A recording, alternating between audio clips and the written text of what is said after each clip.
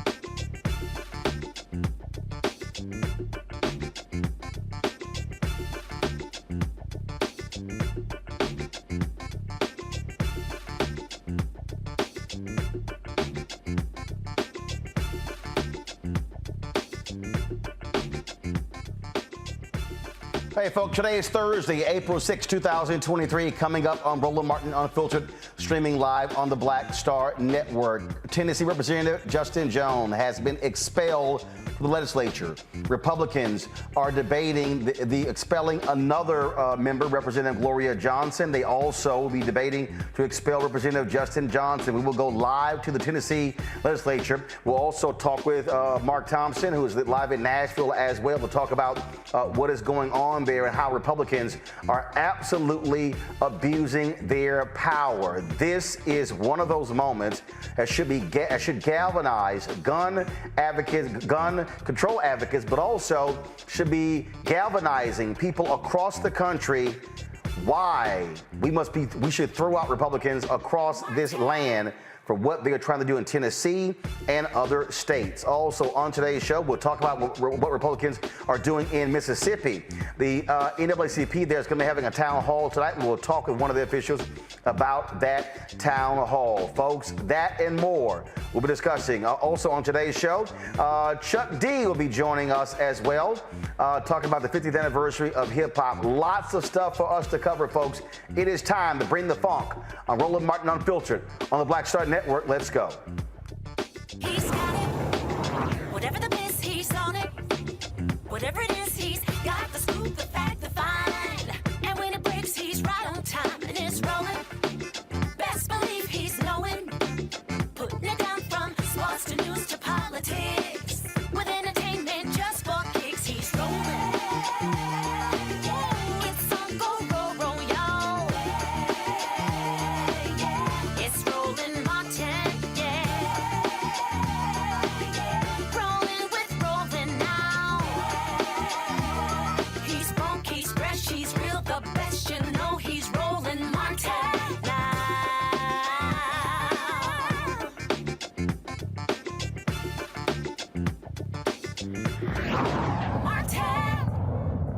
Pursuant to Article 2, Section 12 of the Constitution of the State of Tennessee, I hereby declare Representative Justin Jones of the 57th Representative District expelled from the House of Representatives of the 113th Assembly of the State of Tennessee.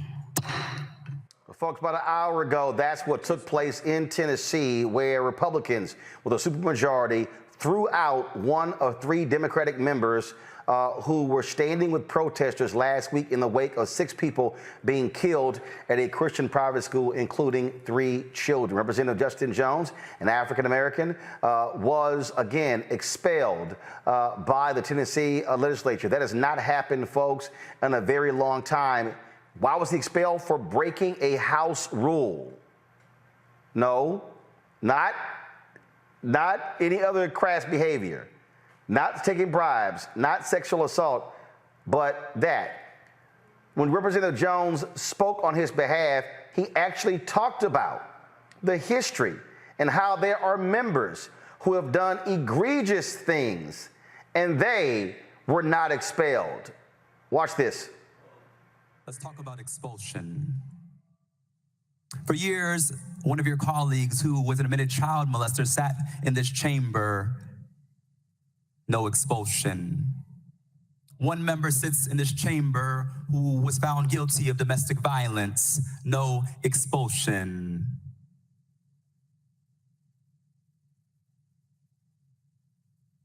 We had a former speaker sit in this chamber who is now under federal investigation. No expulsion. We have a member still under federal investigation. No expulsion.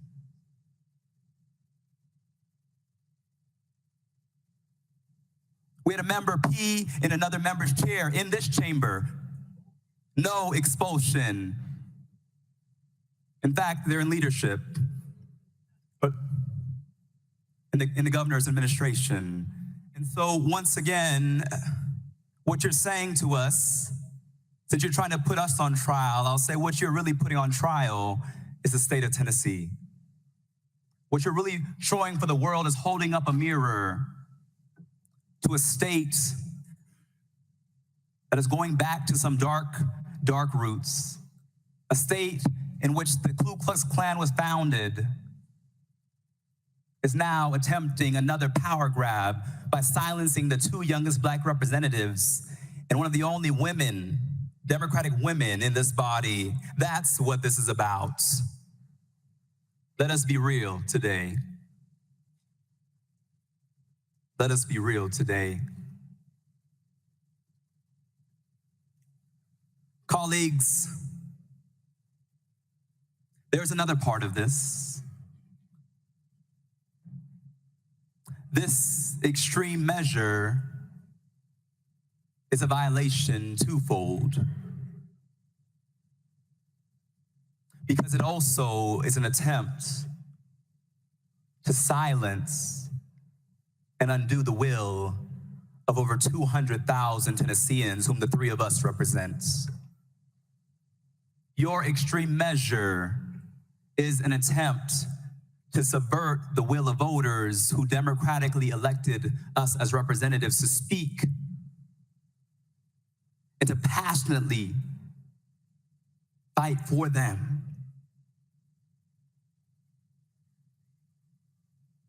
When I entered into this chamber, many members said, "What will you do with this supermajority?" I said, "We will fight for you. We will not bow down simply because they have numbers, because we know that we are on the right side of history and that this body is not the ultimate say." Hallie.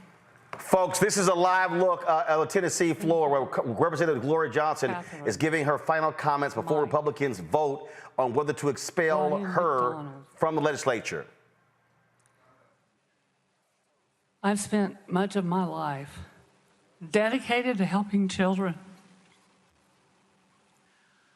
Appreciate you guys. You just made me get teary-eyed.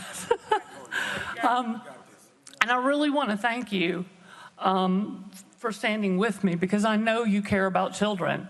And I hear a lot of talk about caring about children, but I continue to hear no one having conversations about things that will prevent gun violence from coming to our doors. There are so many things we could do that would change the trajectory of where we're headed. More school shootings, more church shootings, more Waffle House shootings, all of these, theater shootings. It's happening everywhere, folks. There's one common denominator. It's the guns. It's the people that have the guns, because we are not doing anything to make sure that people who are not safe don't have guns. I'm a gun owner. I have a gun. I took a class so that I would know how to use that gun. I trained with my nephews, a Marine and an Air Force member. I shoot regularly because I think you have to be responsible. It's responsibly stored. It was my father's service revolver. It laid on his dresser every night when he came home, and we didn't touch it. And we knew not to touch it. But we grew up with that. But my father believed in things that we can do to prevent gun violence. My Marine nephew came home from losing his best friend in Afghanistan, went to live with his best friend's family because they were without their child in Massachusetts. And his business was manufacturing guns in Massachusetts. He told me about the restrictions that they had there. And he said, as a gun manufacturer, these are protecting us. These are protecting kids. I sat down with him for hours to talk about what things made sense to you guys as manufacturers and what things did you think were a bridge too far. Not only did he talk to me about it, but he collectively got online with a lot of his colleagues in the same sort of business and sought agreement from all of them. This is the way we get to solutions. But we've got to have those conversations. We have got to be allowed to stand up and speak for our constituents. And we have to welcome this younger generation who might do it a little bit differently, but they are fighting like hell for their constituents. And that's what they sent them here for. That's what they're doing. It's going to look different, you guys. The next generation always does. Respect the human dignity of every citizen in the state of Tennessee, and not just the ones that look like you, and not just the ones that agree with you. We've done so much damage up here to vulnerable communities this year, and now we're doing damage by not addressing the concerns of the families and the children. I cannot tell you how many phone calls I got from Republicans and Democrats and independents from my district saying thank you. And from outside of my district in Knox County, from many of my colleagues on the other side of the aisles districts, Republicans I heard from. We want action. Our hearts compelled us to come up here for action. We need to allow people to speak for the 70,000 folks that sent them here. And earlier when my colleague said 200,000, he was talking about the combined total of the three of us. That's what he was talking about. So be careful about putting words in people's mouth. I have words.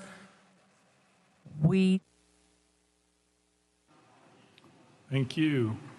We are voting on House Resolution 64. All those in favor vote aye when the bell rings. Those opposed vote no.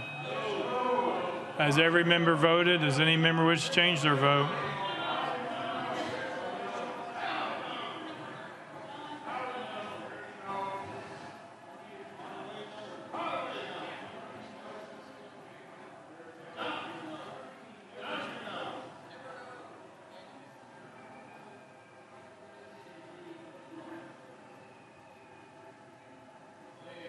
Has everybody voted? Does anybody wish to change their vote?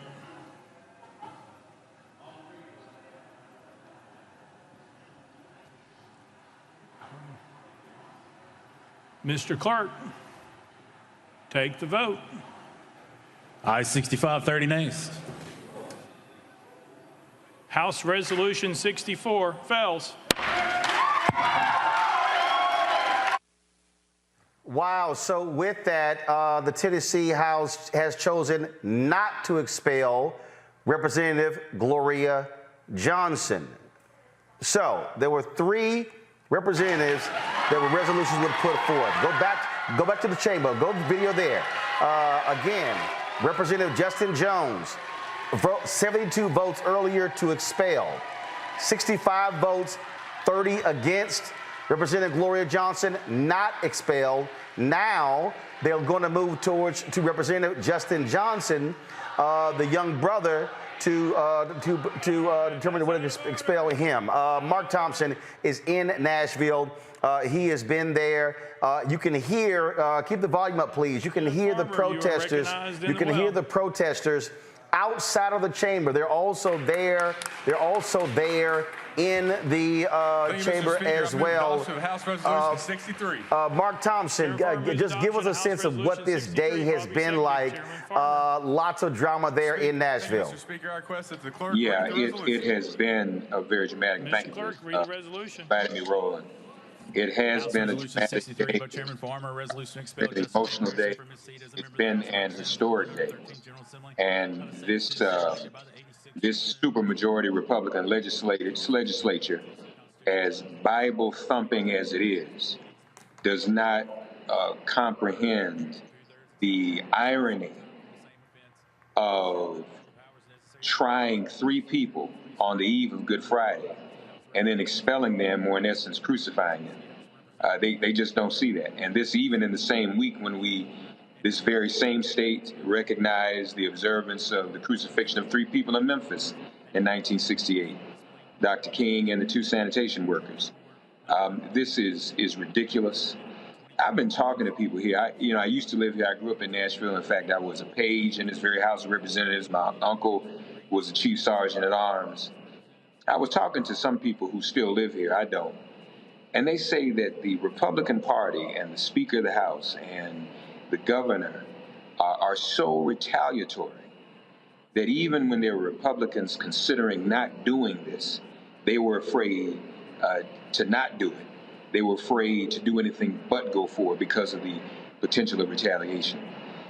All because 3 people stood up to oppose there not being any solutions to this ongoing gun violence.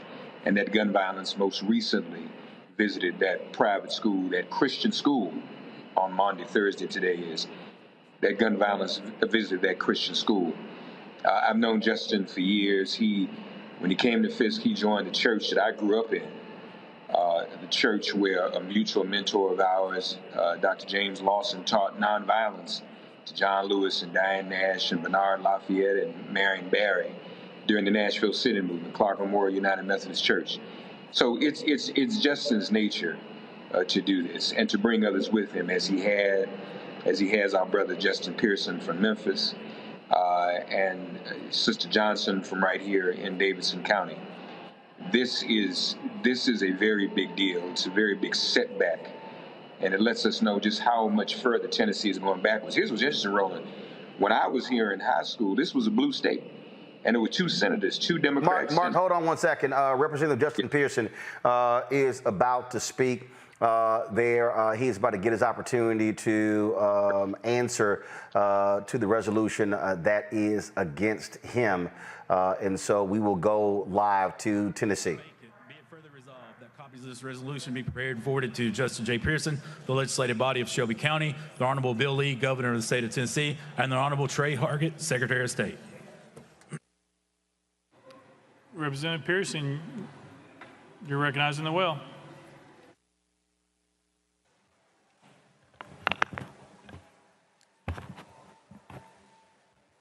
To God be the glory for the things that God has done and the things that God's still doing. It is indeed a sad day for us in the state of Tennessee with the loss of Representative Justin Jones from this body. It is a victory of this movement that still says it matters to end gun violence in the state of Tennessee. This movement that still says it is time for just action and just reforms in our state, and to still have Representative Gloria Johnson serving in this House. That's the power of justice. There's been a refrain and a song going around in this movement. Power to the people. Power to the people, power to the people, power to the people, Hosanna. The Lord is my light and my salvation. Whom shall I fear? The Lord is the stronghold of my life. Of whom shall I be afraid? When the wicked advance against me to devour me, it is my enemies and foes who will stumble and fall. Though an army besiege me, my heart will not fear.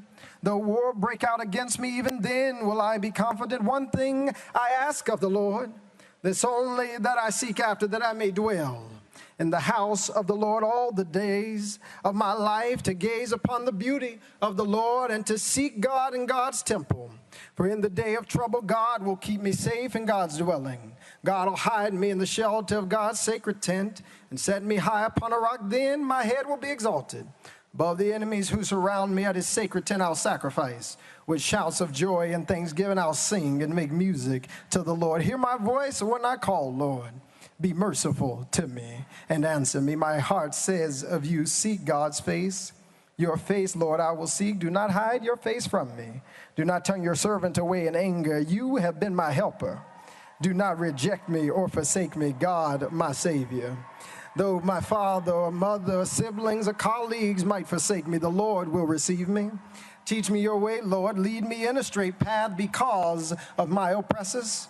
Do not turn me over to the desires of my foes, for false witnesses rise up against me. Do not turn me over to the desires of my foes, for false witnesses rise up against me, spouting malicious accusations. I remain confident of this, that I will see the goodness of the Lord in the land of the living. Wait for the Lord. Be strong and take heart and wait for the Lord. I give thanksgivings to Dr. Kimberly Owens Pearson, Reverend Jason C. Pearson Sr., my fiance Oceanae, my brother Keyshawn, who stands in the gap for Jason II, Temperance, and Jalen, and to everyone in District 86 in Memphis and Millington of the community who is here demanding justice. We are here because of a tragedy. Covenant School shooting victims Catherine Kuntz, Mike Hill, Cynthia Peak, Evelyn Deekhouse, Haley Scruggs, and William Kinney. We're here because of a tragedy, because we spoke up about the tragedy of gun violence that continues to perpetuate and persist in our state. We're here today witnessing injustice against the First Amendment. We spoke up for gun control and the end of gun violence.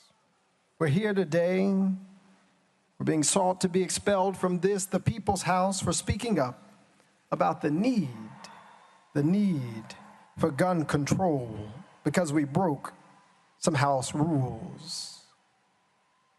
We're here today because of House Resolutions 63, 64, and 65. Rules, I will tell you that I was never told about. I learned about more rules in this House and our state constitution in the last 5 days than in my entire tenure. And as you have seen, and as we unfortunately have seen, the rules can be wielded to bend to the desires of a few, and it is not sacrosanct for the protection of everybody. I do, before I continue, have a few parliamentarian inquiries. If you will indulge me. One, when is it that evidence can be presented into the record? Evidence for our expulsion. As a point of order, you can stop the time. I got a few parliamentary inquiries before we keep going. This is part of your time because you're asking the clerk questions during your opening. Mr. Clerk. Okay, I'll retract those questions and then we'll ask them after. Okay. Thank you. It is said that I broke the Constitution. Article 2, Section 12, saying that each house has its own proceedings and you can punish members and things like that. Again, never informed about even these proceedings, denied due process, didn't know anything about this. I was never given an overview of these rules or informed the speaker, the chief clerk. Nobody reached out saying, hey, this is what you can expect. I've been serving officially District 86 for 10 days since our swearing in. I was sworn in the day of the Covenant shooting. And now being brought up against charges, if you will, that we broke the Constitution. Told in paragraph 2 that members of this assembly have permanent rules of order. Now, when did we sit down and we talk about these rules? I think they were voted on before I got here and was appointed by the Shelby County Election Commission. I was told that we were crowding around the clerk's desk, and I got to be honest with you, I just realized they're talking about this desk and not the one up there. It's a lot of things that are in these resolutions that seem to assume a lot of knowledge about what I am supposed to know or what we are supposed to know without real facts about what we have been provided information about. I'm told that I did knowingly and intentionally bring disorder and dishonor. Knowingly and intentionally bring disorder and dishonor. When we went up between bills, I walked to this hallowed house near this well, went up between bills after not being called on during welcoming and honoring to say we've got to listen to the people. We've got to do something. We've got to take action on gun violence. We've got to elevate this issue in order that we can create the necessary change that we need, because we're exercising, and I exercise our First Amendment right. We're being told that that deserves an expulsion from the House because it broke a permanent House rule.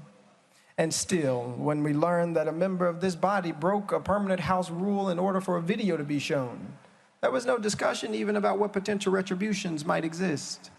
If rules will be sacrosanct, if rules will be the end-all and be-all of this House, then that needs to apply equitably to everyone. But there is something that tells me it is not the rules being broken, it was what we were advocating for that folks have gotten very upset about. That we were advocating for people who have been murdered in our communities. We're advocating for people like my own classmate, Larry Thorne, who was slain by gun violence. We're advocating for people who are suffering in our communities. We're told in this resolution that I proceeded to disrupt the proceedings of the House of Representatives from approximately 10:50 until approximately 11:42. And my fiance, she's a lawyer-to-be, and I have to tell you, if you go back, and this is one of the questions that I have, and we can start working on pulling up, if you look at the video, at 10:50 a.m., this House is in recess. And the question that I'm pondering is it possible for House members to break permanent rules of order when the House is in recess? It's important that we unpack this. After SB 638 was passed at 10:49 a.m., I walked to the well, and the speaker section immediately said, "You're out of order. I call for a 5-minute recess. Leadership, come up here." There was no disruption of any House proceedings or business. We were in a recess where members were relaxing, went for walks, left the chambers, ignoring the cries of people asking for gun reform, asking to end gun violence. I didn't disrupt proceedings between 10:50 to 11:42 because it wouldn't have been possible. We were in a recess. But if you want to count the recess and say that our peaceful protests for red flag laws, our peaceful protests for gun control storage laws, our peaceful protests for the safety of kids like the ones at Covenant, our peaceful protests for the communities that we serve and the people that we represent deserve expulsion, then let's go through the timeline. There was a 10-minute peaceful protest on the House floor.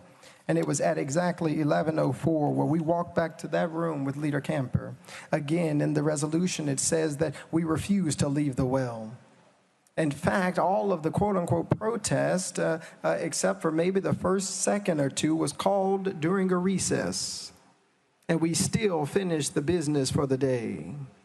You keep going, and they say that we shouted and led chants with citizens. They said that we refused to leave the well. We had signs displaying political messages, and none of us believed that we were doing anything to deserve expulsion from this House. Speaking up on behalf of the last, the lost, the least, those who've been left out, those who've been ignored, those who've been silenced, but who refuse to be silent any longer, does not deserve expulsion from this House. The mic was cut off. We did use a mini bullhorn to listen and to project to the people in our community who were asking for change. The reality is, we were told this happened in the open presence of witnesses, but the gallery was cleared. The video and audio during this time, and you can see this with the chief clerk, and we can pull up that video. The video and audio during this peaceful exercise of our First Amendment was not even broadcast online. We're told that this was disorderly behavior and it justifies expulsion. Well, I've been looking, colleagues, at our permanent rules of order. And if you read Rule 19 of the permanent House rules that this body has voted on and have been mentioned several times today, there is a blatant contradiction in these resolutions that are asking for our expulsion and the permanent House rules for the 113th General Assembly. If you go to section 19, transgression of rules by member. Transgression of rules by member. And it reads this, and I'll read it into the record. Any member who, in speaking or otherwise, transgresses the rules of the House, the Speaker shall, or any other member may, call such transgressing member to order, in which case the member so called to order shall immediately sit down, unless permitted to explain. And the House shall, if appealed to, decide the case without debate. If there be no appeal, the decision of the chair chair shall prevail. If the decision be in favor of the member called to order, such member shall be permitted to proceed without leave of the House. If otherwise, such member shall not be permitted to proceed. And here's the important thing, and which is really important for we who are being told we deserve to be expelled because of a breaking of these rules. In case any member objects and continues, stays at the well, you might say, for more than 30 seconds or something, without leave of the House. And if the case require it, such members shall be liable to the censure of the House, not expulsion. Those are the permanent House rules we voted on, or I've been told. It is not the fact that we walked up to the well. It was what we came up here talking about. That's what's at issue here. We're told that we have hurt the integrity and dignity of the House that our people elected us into. We've received letters from Evan and Johanna and Evabel, Lucy, Heron, Nuseba, Lily, Makada, June, Jana. We've had folks like the Robinson family, the Fitzgeralds and others who've come and reached out to us and said, thank you for standing up for right. Thank you for speaking up for such a time as this. And the reality is each of us have a responsibility to do so, to speak up for such a time as this. There is something I take issue with in paragraph 9 of our resolution. It says that it's deemed in the best interest of the people of the state of Tennessee and the body for Representative Pearson to relinquish his seat as a member of the House of Representatives. I want to be clear. We are not relinquishing our seat. With this vote, you are taking it. You are disenfranchising the people of District 86. You are disenfranchising tens of thousands of people in our state. We are not giving anything away. A few of my colleagues have talked about the Tennessee State Constitution in Article 2. But I invite each of you to go to Article 1, Section 2 of the Tennessee State Constitution. And it reads this way, that government being instituted for the common benefit, the doctrine of non-resistance against arbitrary power and oppression is absurd, slavish, and destructive of the good and happiness of mankind. That's what the forebearers of the state of Tennessee wrote. That's the Constitution you're talking about, where they said that to have non-resistance against arbitrary power, against house rules, not criminal acts, is oppression, is absurd, leads to the destruction of the good and happiness of mankind. We've heard from thousands of people asking that we do something about gun violence. We must answer them. Whether it be in Memphis or Millington, whether it's conversations with folks like Mama Easter Knox or Sarah Gladney or thousands of people in this chamber, outside this chamber, up top, who are saying we've got to do something. We've got to do something. It is those who are demanding and should be telling us what's in the best interest of our people. And what is in the best interest of our people, from what we have heard, is the end of gun violence. What's in the best interest of our communities and of our people are folks who are willing to pass just legislation. It's folks like those grandmothers who couldn't make it today but are watching today, who want to be ensured that they will be safe and our communities will be safe. It's Jermaine, my intern who shadowed here at this Capitol, who said, I want to make sure that going to school isn't going to lead to my death. Our silence about gun violence is the antithesis of what is in the best interest of the people of the state of Tennessee. This week especially, Holy Week, we remember also Dr. King and the forebearers of the civil rights movement who taught us about civil disobedience as a way to get action. Dr. King taught us that sometimes there's a consciousness above rule, above what you might say is law. And that the true forms of protest is nonviolent disobedience. For less than a few minutes, we and you are seeking to expel District 86's representation from this House. in a country that was built on a protest.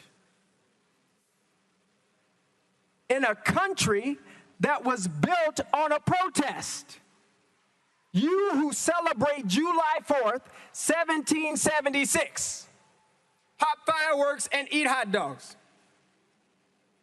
You say to protest is wrong because you spoke out of turn, because you spoke up for people who are marginalized. You spoke up for children who won't ever be able to speak again. You spoke up for parents who don't want to live in fear. You spoke up for Larry Thorne, who was murdered by gun violence. You spoke up for people that we don't want to care about. In a country built on people who speak out of turn, who spoke out of turn, who fought out of turn to build a nation. I come from a long line of people who have resisted. I come from a long line of people who have fought injustice. I come from a long line of people who know what it means to face adversity in difficult days, who knows what it means to have words that mean something, that doesn't call peaceful protesters insurrectionists, doesn't call people who advocate for the end of gun violence the folks who would actually kill law enforcement officers, talking about children and teens who are being persecuted by the words that we speak. And I must say to you, as I wrap up this portion, that we all have a responsibility. We all have an obligation to do what is just, to do what is right, and to do what is fair. And what I can promise to those of you who have cried today, those of you who mourn the seeming end and assault on our democracy, what I can say to folks who are worried about whether or not, as one sign said, am I next? What I can say to you is that the movement for justice can never die, because the heart for justice can never be killed, because it lives and it beats in each and every one of us. It cannot die because we will not let it die. I'll tell you that folks have tried to kill it. They tried to put it on a tree called Calvary. They tried to kill hope and love, but resurrection is always guaranteed after persecution.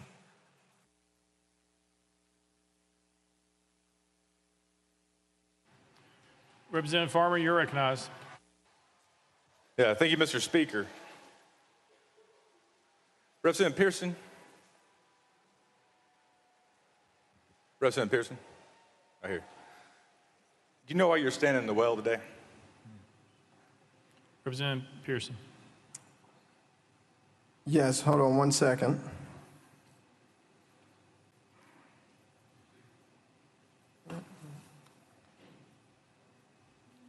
Representative Farmer, yes, sir. Folks, you're watching live coverage of the Tennessee Legislature. Yeah, I was just going to ask Paul's my time if he's going to. No, I'm actually debating not doing what y'all typically. Representative Pearson. whether to expel. Yeah, I'm actually not trying to run out of your time. Representative Justin Pearson. Earlier, they expelled Representative Justin Jones, and they voted not to expel Representative Gloria Johnson. I came to this well using our First Amendment rights to speak up after the violent killing with assault rifles of beautiful human being Catherine Coons, Mike Hill, Cynthia Peake, Evelyn Decals, Haley Scruggs, and William Kinney. Representative Farmer. Thank you, Mr. Speaker. No, you're wrong. You're in the well today because you broke rules of decorum. Wouldn't you agree? Representative Pearson. I believe I'm in the well today because you have put forward a resolution that says that it's more important to expel voices of dissent than do the work of justice, which is fighting to end gun violence in the state of Tennessee. I believe that I'm in the well today because I, with the courage of ancestors and family and loved ones and community, stood up and spoke up for folks like my classmate Larry Thorne, who can speak no more because of the proliferation of guns in Tennessee. I believe that I'm in the well today because you have decided that it is not right to have debate. It is not right to listen to the voices of the minority. I believe I'm in the well today because on the day that we wanted to honor the thousands of people who protested, we were denied that opportunity. I believe that I'm here because you feel in your heart that it is right to persecute someone who has committed no crime, who has only broken what you call the House decorum rule, which according to Section 19 of the House Permanent Rules of Order say that at worst the thing that should happen is censure. But instead you have brought forward a terrible resolution to deprive and disenfranchise thousands of people in Shelby County of a representative who will and can speak and advocate for them. And I believe, Representative Farmer, that that is wrong. Representative Farmer. Thank you, Mr. Speaker. And I want to just remind you of a letter you sent the members of this General Assembly on April 3rd. I recognized I did not follow decorum this past Thursday on the House floor, and I take full responsibility and accountability for my actions. What changed between the letter you sent the members and the account you just gave? Because either A, you were telling a lie here, or you were telling a lie right up there at that podium. So what's the truth? Representative Pearson. Thank you, Representative Farmer. I did write that letter, and I still stand by it.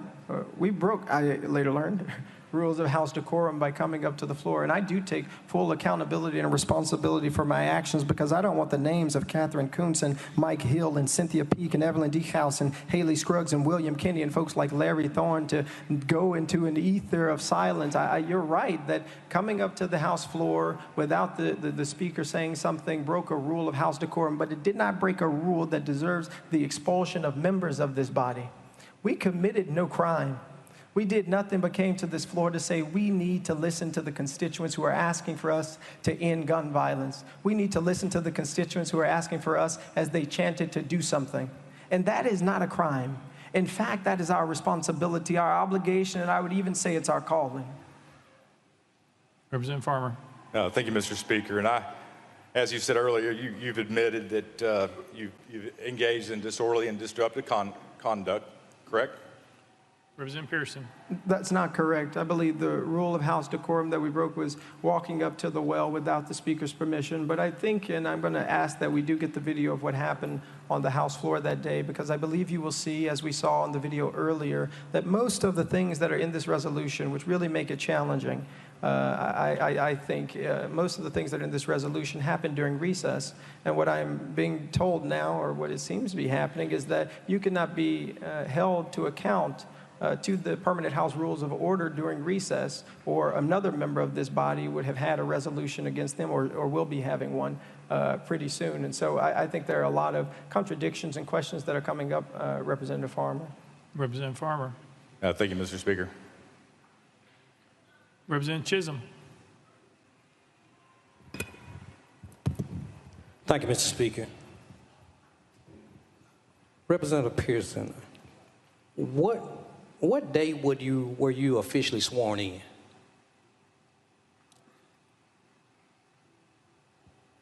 I'm sorry, Representative Pearson. I was sworn in on the 27th, so Monday last. Representative Chisholm. The 27th of March. So I bet you've learned a lot about the House rules over the last few weeks, huh? Representative Pearson. Yeah, most certainly have learned a lot, and we're really fortunate to also serve in an interim role to see how this House operates. And I have to say the way that it operated today was quite different than what I've seen in past sessions. Representative Chisholm. Thank you, Mr. Speaker. Members, I'm standing here to fight for our member. I'm standing here to fight for all of our members, because we have a new member standing in a well defending his right to even be here. A member who was sworn in less than 2 weeks ago. A member that is just learning the decorum of this body. A member who is proving himself to be hardworking, articulate, eloquent. And although this member moves a little bit different than most of us, matter of fact, I even go as far to say he moves different than I do. but this is a member that deserves to be a part of this body. This is a member that I've seen with my own eyes works so hard for his community, who I've seen fight tooth and nail the injustice in his community, who fought gun violence, who fought for clean water so that the state could continue to have it. A member since over the last 2 weeks I've seen study more than I've seen many of us who've sat here for years.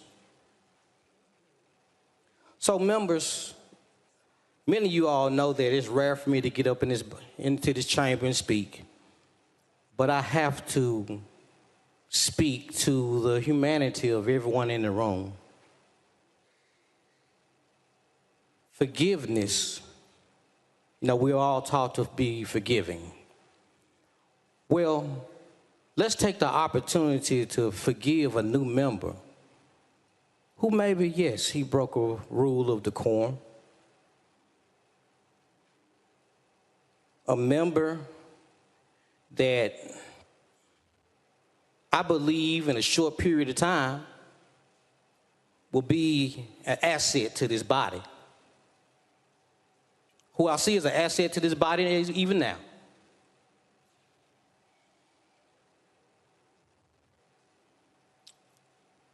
Members, we've seen, it's been said many times that we've seen many members of this body violate rules, and are still here, who violated decorum in a much severe manner than a member that's standing in the podium, who are still here.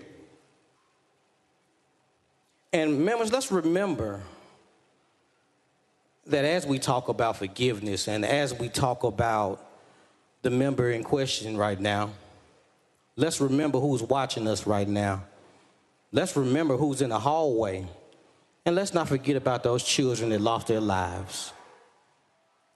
Let's not forget about the reason he felt like he had to get in the well. Because when a generation is penalized for telling the truth, we teach them how to lie.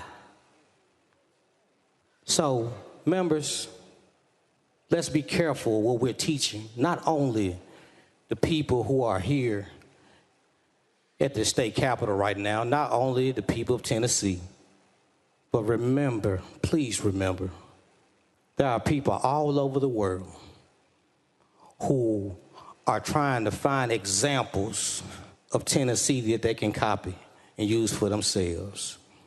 And let's Folks, we're continuing our live coverage of what's happening in Tennessee. A few moments ago, Representative Gloria Johnson, who they chose not to expel, was asked the question, why did she not get expelled, but Representative Justin Jones did? This is actually what she had to say. I'm going to pull up in a second, folks. My panel, Greg Carr, Department of Afro-American Studies at Howard University, Reese Cobra, founder of Black Women Views, of course, hosts her own show on Sirius XM on Saturdays as well. Glad to have them here.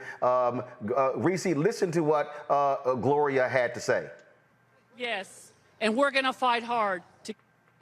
Yes, and we're going to fight hard to get him back.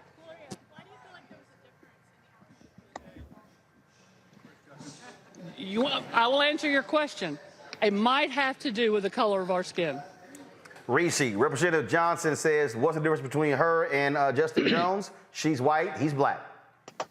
Point blank and a period. White women tears are undefeated, okay? We saw what Iowa earlier, even though those white girls weren't really complaining. It was all the other white folks. But, I don't want to diminish what she did as part of the Tennessee 3, protest. She did show great bravery, and this is a prime example of why we need white people and white women who have a special little superpower called white tears to stand beside us because they do have more privilege in these situations and they're not going to see the same consequences that we have. But I did have an ain't that about a bitch moment when she was not voted to be expelled. Now, she still had a majority of votes to get expelled, but in this case, you needed 2/3 majority in order to expel the member, and that's not what happened in this case. So it's really ridiculous that we're seeing this. And I just last week on the show, Roland was talking about how Republicans like to use decorum as a tool to silence dissension, as a tool to deflect away from the fact that these people are co-conspirators in the American carnage from gun violence. I salute both of these young brothers. I think that Justin Jones will be probably reappointed back to the seat and he will win his seat back in the special election. But what these Republicans are doing today is to send a chilling message: stay in your place, boy. Don't step out of line, boy. We can take you out of here, boy. Right. It doesn't matter if you were elected, boy. We brought you in here and we could take you back out. And that is a problem. I'm going back to Justin Pearson. I'm going to go to Greg Carr. Go back to the live hearing. To stand up and say the way we're doing things is wrong. That's people power. But that's the responsibility of all of us who serve people. It is not just to go with the status quo in and of itself because that's the way that things have always been.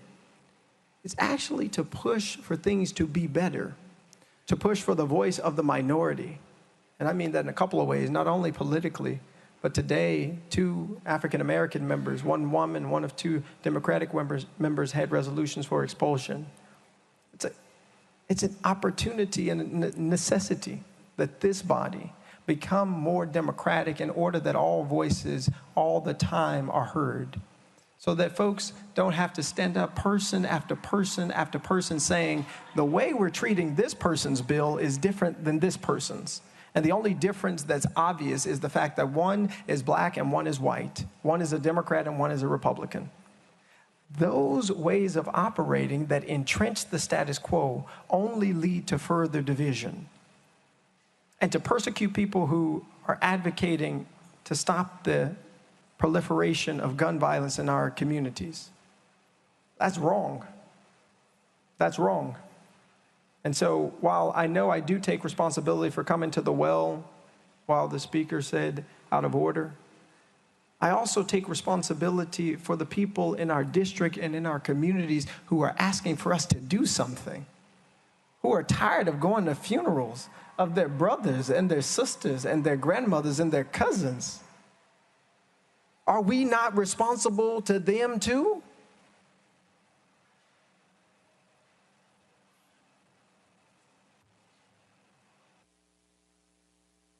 I'll take any other questions. They're going to continue the questioning here. Greg Carr, I want you to jump in here as well. Look, this is your home state. You see exactly what's going on. And here you have, again, one of these Republicans who are trying to jam up. Just listen to this crap, then let Greg comment. Go. It wasn't an easy thing for me to do. But I'm hearing you blame this on your youth. But just because you don't get your way and you grab a couple friends doesn't mean you can come to the well while we're conducting business in session. Other members are waiting to have their bills to be heard. They have constituents too, 60, 70,000 times another 80. Millions of people. Just because you don't get your way, you can't come to the well, bring your friends, and throw a temper tantrum with an adolescent bullhorn. It doesn't give you the right. Greg, the reason I find this hilarious, we've heard other folks talk about how there have been temper tantrums on the floor, how a former Speaker of the House was elected who had to have state troopers escort him to and from his office. Really? Yeah, Roland, as you can imagine, I'm really not in the mood tonight. I had a visit from about 50 students from Atlanta to my afternoon class. I came soaring, and then I come in to hear this damn hillbilly.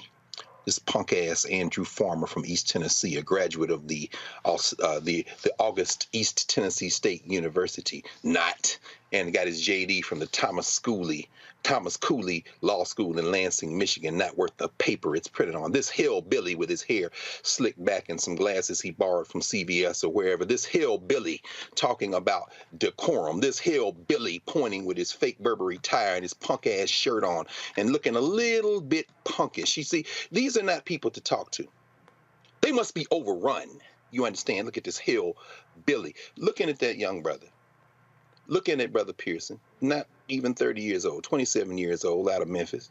Went to Bowdoin University in Maine, Bowdoin College in Maine. Now, yeah, his preacherly cadence I might find a little contrived, but I'm from Tennessee. I know what preachers sound like, and I'm not going to, you know. And Justin Jones, he's from Oakland. He's got a bit of a style himself. But you know who was given the most eloquent moment today? It wasn't even Gloria Johnson, who I agree with Reese. She's a white woman. It's just she didn't have to get out. Plus, she talked about guns. Jesse Chisholm, who's 43 years old. Jesse Chisholm from Nashville. He went to Overton. I went to Hillsborough, right around the corner from where those 6 got shot, by the way, last week. Jesse Chisholm, who went to Morehouse. Jesse Chisholm said something very moving as he defended his brother. Jesse Chisholm represents District 85. Justin Pearson represents District 86, West Tennessee. In Memphis, Jesse Pearson said, you know, he moves different than I do. He moves different than I do, but that is no reason to expel him. He said, I have to speak to the humanity of everyone in this room. That's what Jesse Chisholm said. And let me end with this, Roland. In the words of Malcolm X, Brother Chisholm, you're speaking a language they don't understand. You see, these are the devils who worship at the shrine of Nathaniel Bedford Forrest. Yep. When those young representatives tried to get that bus removed. These are the crackers, you understand? I'm using cracker very deliberately now, not in a pejorative sense, but in the sense of class, the way the rich of Georgia and Tennessee and Alabama refer to the poor whites, the rednecks, because the sun baked down on their necks and turned them red in the dirt. These are the ancestors of Andrew Farmer who worship the Ku Klux Klan. There is no common language, Representative Chisholm. God bless you, brother, in this Easter week for you saying I have to speak to the humanity of everyone in this room, but they are not all human beings in this room. These devils are out for political lynching. And the vice mayor of Nashville has already called for a special meeting of the Nashville City Council on Monday. They are going to take up the District 52 vacancy of Justin Jones, and they're probably going to reappoint Justin Jones because according to the rules of the Tennessee State Constitution and Legislature and the local governments, you can't be expelled from the House on the same thing twice. So they're going to be back. This is political theater. But damn it, you ain't got to move. And I'll wear dashikis. You understand? I see that brother there standing in a dashiki. That's fine. But guess what? When our brother Jesse Chisholm said he don't move like I move, but we need to talk to our common humanity, brother Jesse, you're wasting your breath. The only way you break the back of these white boys is to break their political back, grind it into dust. Now y'all get out there and vote. And like you said, like you asked, where's the damn NAACP? Where are all the street protesters? Where are the people? Break their backs. Send their asses home. Break their backs. They cannot be discussed. This is the end of any discussion with these hillbillies. The world should be watching this today. I have no idea where in the hell where the Tennessee NAACP is. I asked that question. Why are they not mobilizing and organizing? Let's go back to hear Representative Justin Pearson. To the well of this House saying we've got to do something. That's what I would like to be doing. And so you brought attention or tried to bring attention to me, but I want to turn the attention to the people. The people who will never be able to throw a temper tantrum for gun violence. You know, the Larry Thorns, the Catherine Kuntzes, the Mike Hills, the Cynthia Peaks, the Evelyn Decaus, the Haley Scruggs, the William Kennys, who will never have a chance to throw what you call a temper tantrum for justice, for gun reform, for the ending of gun violence. They'll never have a chance. Because we haven't taken our oath seriously. Because we don't take people who we disagree with seriously. We tell them, you just are throwing a temper tantrum. And again, these are the same folks who live in one of the greatest democracies, as we've been told, in the United States of America. A place and an institution, in fact, I would argue, that was built on protest. An institution that was built on people throwing temper tantrums against injustice and what they viewed as injustice. It isn't a temper tantrum to say that kids should actually go to schools that are safe. Neighborhoods shouldn't have to have thousands of police officers to be safe. We shouldn't have to worry about going to the grocery store, as in some cases going to the movie theater, and someone coming with an assault rifle and killing us. That's not throwing a temper tantrum, sponsor. That's just asking for us to do right. You said something else. You said, you don't understand why you're here. I promise you, I fully understand why I am here. I am here because the people in District 86 brought me here. I'm here because the people in District 86 asked that we might fight for justice against the status quo here. I'm here because we are subversive to the status quo. One that is young, one that is diverse, one that calls into question the ways that we have been operating that are not working. Because if they were working, those kids would be alive. Larry would be alive.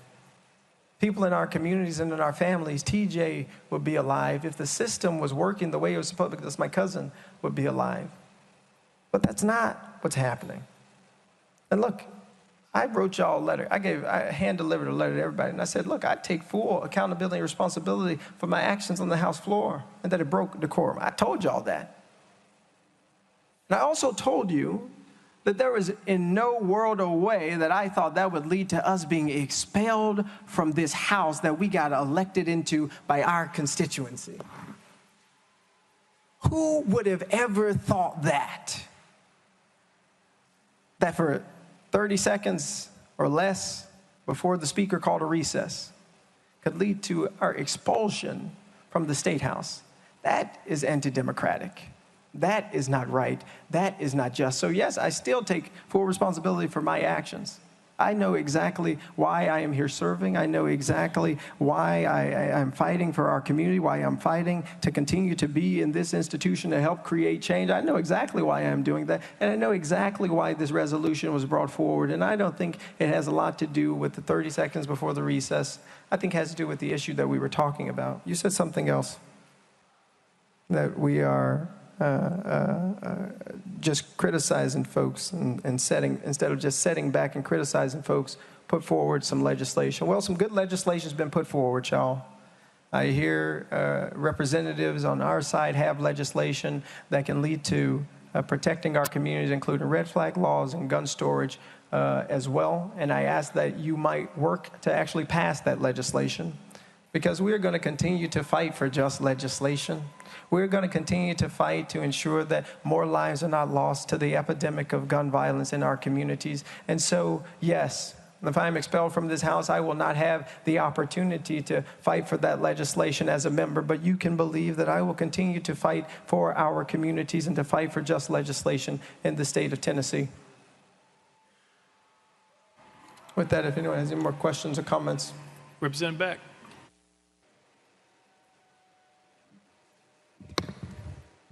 Thank you, Mr. Speaker. I've been trying to get the podium all day, but I've been cut off, and I know that's part of our democracy. But I wanted to just talk to y'all real quick about when I wasn't here. We've had 3 cases now, 4 of people being expelled from the House. The only one that I've been at was Jeremy Durham up until Representative Jones earlier. But Jeremy Durham, about half of y'all were here then.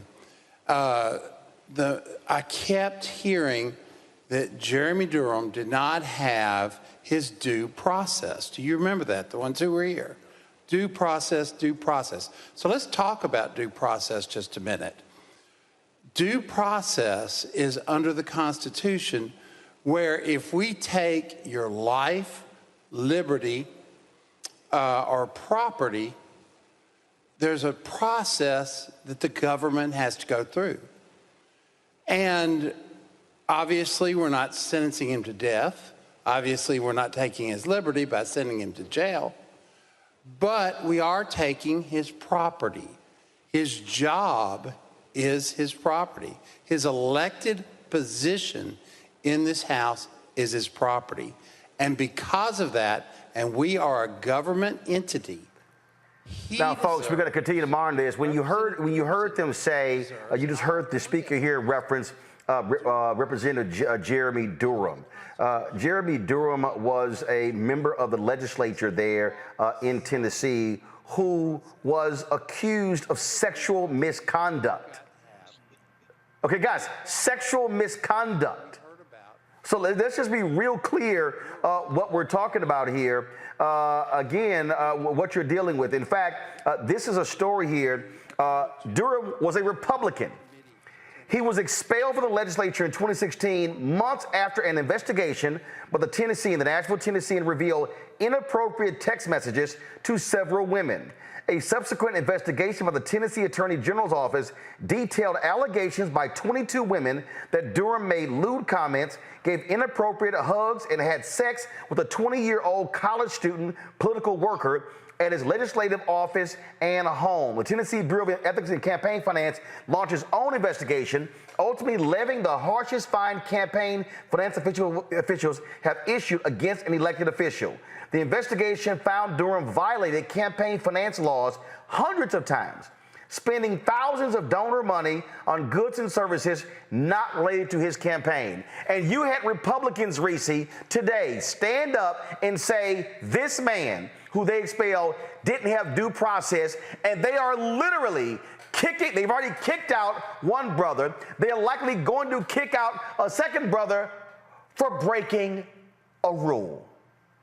Go to hell, bitch. This is a straight up Klan meeting at this point, and the gaslighting is ridiculous. I mean, he was giving way like we lynching your boy. I mean, you just gonna be out of a job, boy. You know, it's so fucking racist and disgusting the way that they're trying to be clear the black men, because the white lady, bless her heart, Representative Gloria Johnson did not lose her job in this point. She doesn't have to go through the whole situation again. This looks like a Klan meeting. It's so racist. It's disgusting, but they can get away with it because who gonna check them? Tennessee is one of the least voting states when it comes to youth turnout. 13% of the youth in Tennessee vote. When it comes to the greater electorate of registered voters, 38% of Tennesseans vote. And so this is the kind of Klan leadership, not leadership, that you get, the kind of fascism that you get when you keep your ass at home and vote. And there's no surprise, too, that the people that they are targeting to disenfranchise are black districts. Representative Pearson's district is 40-something% more black than the average Tennessee state district. The same goes for Representative Johnson, who was expelled. And so they're trying to send a message to not just these particular gentlemen, but to the voters. Don't send somebody here that's going to rock the boat, because we'll send their asses packing all over again. And I hope that when these two gentlemen come up for a vote, if Representative Pearson does get expelled, that the voters tell them, take that message and shove it up your ass. We're going to send people in there that are going to do what needs to be done so that we get justice and we get gun control in this country, for starters. Greg, if I'm the White House, you know what I'm doing? I am inviting all three of them to the White House tomorrow.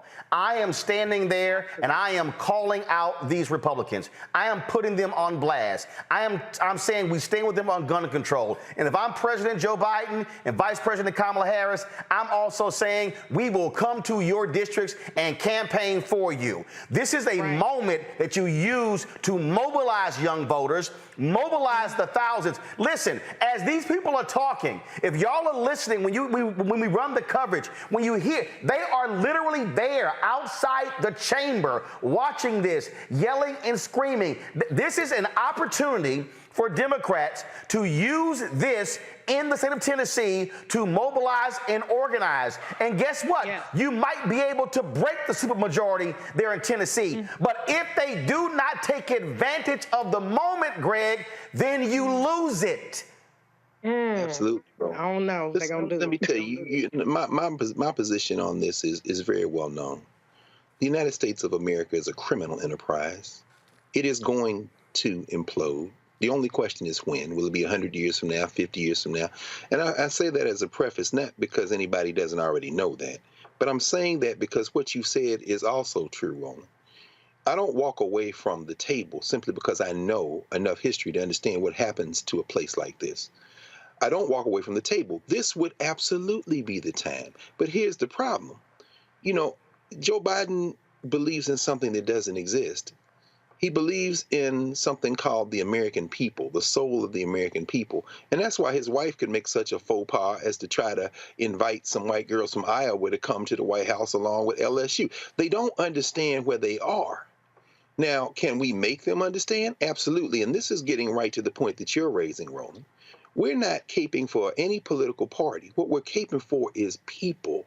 People have been killed. This young brother right here, Justin Pearson, who is growing into his role as a legislator right before our eyes, has been thrust into the conduit of history. And so has Justin Jones. Now, Gloria Johnson has chosen to stand on the right side of history. Will the Biden administration stand on the right side of history? History tells us probably not, unless we force them to. Now, what you saw there with Bill Beck, Representative Beck, is a white man, but he represents a district in Nashville. His district, District 51, is part of Davidson County. And you took us through that story quite well months ago, Roland, and how this white supermajority, this white national supermajority has tried to carve up Davidson County to prevent political power. But Reese just gave us the numbers. As a person who votes in every election, and also understands that this criminal enterprise is going to dissolve. Those two things are not mutually exclusive. I fight because you don't have a choice but to fight in this. The brother standing there in a dashiki, we know what his politics are, but he is an elected state representative. And when when Bill Beck said that you are taking his property, his elected position, that's why we have lawyers. Perhaps the greatest Black legislator in the history of that funky-ass legislature that sits literally on John Lewis Way in downtown Nashville, perhaps the greatest legislator who has ever walked in those halls, is named Avon N. Williams, Jr. Avon Williams was a lawyer and a Tennessee state senator, and at one time they called him the most hated black man in Tennessee because he was the lawyer that forced them to desegregate in Tennessee. He was the lawyer that negotiated and forced them to merge the University of Tennessee, Nashville with Tennessee State, and Tennessee State took over the University of Tennessee, Nashville. He was hated, but he fought in there with both fists. In that tradition, we have to overrun these white boys. You've got to participate in democracy for it to work. And I'm trying to explain to people, we've got to go back to their Tennessee, and we're showing you this. I know what other networks, what they're not doing. That's why we actually have our own. We don't have to depend upon them. Folks, listen to me clearly. This is a moment. I keep telling y'all, there's a through line from Tennessee to Georgia to Florida to Texas to Mississippi to Alabama. We can keep going. This is what they're going to do. This is why I wrote this book. What you are seeing right now, y'all, is white fear. How the browning of America is making white folks lose their minds. It is happening. And if you sit your ass on the sideline, if you keep listening to these old yahoos, and let me go ahead and say it, where's all the punk-ass new black media people? Are they standing with Justin Jones? Are they standing with Justin Pearson? Do they have their back? No. Are they broadcasting right now? No, they're not. You know why? Because they're not serious. And so what we have to understand is this is fighting for black people. When they expel 2 black members, they are targeting black people. Period. Black people elected Justin Jones and Justin Pearson, and they are saying we don't want them in our midst. That's right. You heard what one of them told Justin Jones to his face, calling him a disgrace. If we vote our numbers, we can run the table. But you cannot be demanding you want tangibles if you do not vote, because it's guaranteed you'll never get it. Back to Tennessee. When you step into the well with a bullhorn and are yelling and screaming and are sharing with the people of this state that you believe that none of us care, and you shut down the ability of even a response, surely you can at least admit that that is an egregious thing to shut out other voices, because only together with everybody's thoughts at the table, everybody's voice at the table, can we possibly solve the problems that plague our day. Every single voice is important. Yours, mine, everyone's. Does it not matter to you that in doing so, you shut down every other voice and elevated yourself even above the very families who were going through hell because their loved ones were killed? And it appeared to us as if in that broach of protocol. Y'all to know that earlier, when it came to Representative Jones, they cut off debate. So he's saying that they shut our voices. They would not let everyone who sat up to talk because they simply called the question. This is exactly what they do. What you're seeing is white Republican performative politics right now. That is what they're doing. Y'all, they literally walked up to the damn podium. We had other members describe fights breaking out. Fights breaking out. I would ask. And they literally are bitching about, oh my God, you walked up and you disturbed. Here's the other deal. They broke a House rule. Earlier, they introduced a damn video showing what happened, and the shooting of that video broke a House rule. Yes, sir. And then they said, who was the member who shot it? Come forward. Nobody came forward. I wanted to share that because I just so y'all understand on how the BS at play. Let's hear Representative Pearson respond to this idiot. This exchange, because this is the way that I know how to resolve things, to talk about them and share ideas and share our differences in a way that comes to better results. What are your thoughts on that? Representative Pearson. Leader Lambert, you're wrong. I don't think that one person's voice is more important than anybody's, especially the 96 or so other folks. But what about the thousands of people who were here that Thursday who you never recognized?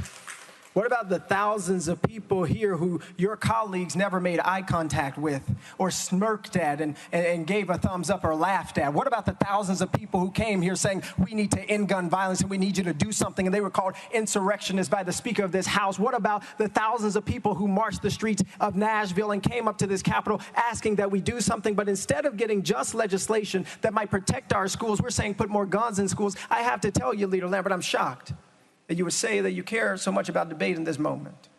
I am, because I've seen and talked with a young person today who said they came to you and they were talking with you, and there was another representative, Representative Jones, there. And he was trying to speak with you, and you yelled at him, "I've heard enough from you, young man." You said that to another equal member of this body. And so it is hard for me to now listen to you, a person who has yet to put forward legislation that I believe or that I think has had the true input of other members of this House and other members of this body's input that could actually help protect and save our communities. I haven't heard you talk about the red flag gun laws that you're ready to propose. I haven't heard you talk about the gun storage bills that you're ready to propose. I haven't heard you talking about those things or putting resources or money towards our communities that are suffering from gun violence. I haven't heard you do those things just yet. And so it is very difficult for me to stand here now for you to think that I am trying to elevate myself above the people who were killed at Covenant or my own people like Dr. Yvonne Nelson or Larry Thorne or TJ Crutcher. It's really difficult for you to look me in the eye and tell me that I'm putting myself above people who have been killed by gun violence, who I know personally and who I don't know personally but advocate for. When in this House, on that day when we returned, instead of putting forward just legislation, we moved on as business as usual. We had only one representative to speak about the shooting at Covenant, and we moved on. So don't tell me, sir, that debate is so important to us when you didn't stand up and tell the Speaker, we need to make sure that all members can speak now. Go ahead, Leader Lambert. Leader Lambert, the first 5 ran out. That was his 5. We'll put you back on the list and come back to you. I'm sorry. Sorry. No, we don't. We'll come right back. It's fine. We'll be back in 5 minutes or less, potentially. Now, I just want y'all to know, this little nice folksy ass Speaker of the House, Reese, this is the son of a bitch, and I'm saying it for a reason, who went on radio and said what they did was akin to the insurrection on January 6, 2021. That's literally what he said.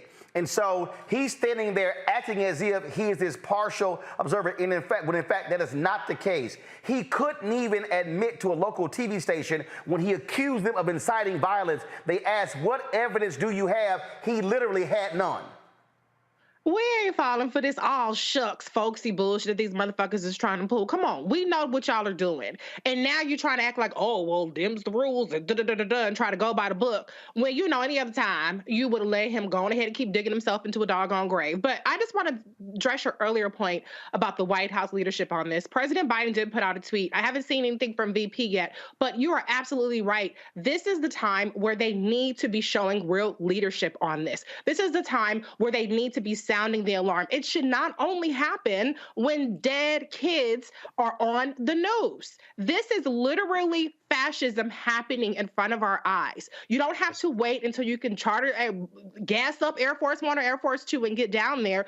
Get on TV right now. Get on TV right after this has concluded and bring more attention to this and to the celebrities out there that are going to hashtag it. Don't wait till the t-shirts arrive in the mail and the sweaters and the swag with the Tennessee 3. Don't wait for it to arrive in the mail to say something. Say something right fucking now, because this is an emergency red alarm fire that we're seeing, and it's escalating the more that we let it get away with it. Again, I'm imploring y'all have to understand what is going on. We are seeing this in Florida. We are seeing in Florida, they're trying to change election votes. In Texas, they literally are trying to get rid of early voting locations on college campuses. We're seeing what is happening all across this country. Y'all need to understand this is real. And if you sitting around, look, ProPublica just dropped a story today how a billionaire Republican has been flying Clarence Thomas and his wife all around the country to their private resort on their planes. He's had cases before the Supreme Court. Do you not see what is going on? Do you not see it? I'm telling y'all, there are state elections happening. There are mayoral elections happening. The mayor of Houston has an election in November, okay? You've got Virginia legislature where Democrats could take control of the Virginia House. The only reason they are stopping Glenn Youngkin right now is because they have a slim majority in the state Senate. All y'all who keep saying voting don't matter, you are a damn lie. There is not a single issue any of y'all, I don't care who you are. You can call yourself Hotep, you can call yourself ADOS, you can call yourself FBA, B1, non-aligned, me, fi, me, any fraternity, any sorority, any group, does not matter. You cannot name me a single issue in America that you care about that politics is not involved in. There is not one. Period. Not one. Not health, not economics, not anything. Politics has a role in it. And if black folks use the power of our vote, our numbers, we can absolutely change the game all across the South. Absolutely. All across the Midwest. But what cannot happen is when we spend so much time and energy giving a fuck about some reality show or hip-hop or Love It. I don't give a damn about no Housewife, no Love and Hip-Hop. I don't care about no Ready for Love, none of that stuff. When you cannot have your children educated, when they're cutting school menus, when they're cutting free lunches, when they're cutting out things that absolutely matter, when they're not funding Medicaid expansion, when they're not caring about the poor, when they're not doing any of those things, then all of a sudden folks are like, oh my God, what's going on? Because your attention was on the wrong damn thing. Absolutely. What you are seeing live, folks, go back to Tennessee. What you are seeing live is literally Republicans in America saying, we got the power to shut you down, and I don't care what you do. And if y'all think this is the last time you just saw a Democrat go to the Republican side, now they got a supermajority in North Carolina, can override the governor's veto. There was a supermajority in Wisconsin, can override the veto. There was a supermajority in Texas, a supermajority in Mississippi, a supermajority in Alabama, a supermajority in Florida. Come on. Y'all, this is happening in real time. And maybe some of y'all should be like my shirt, I'm not the right kind of black. Let's go back to Justin. We are in a movement rooted in love. The movement for justice, the movement to end gun violence, the movement to end poverty, to ensure every kid gets good education, the movement to ensure everybody has access to health care. It's rooted in love because it's rooted in the belief that every person has value. And I know that's countercultural or that's subversive to some people's way of thinking, but it is rooted in love. And that is how we can, and that is the way we must operate. But I want to speak to this because I don't know what's going to happen. But I'll promise you that it's all right with me.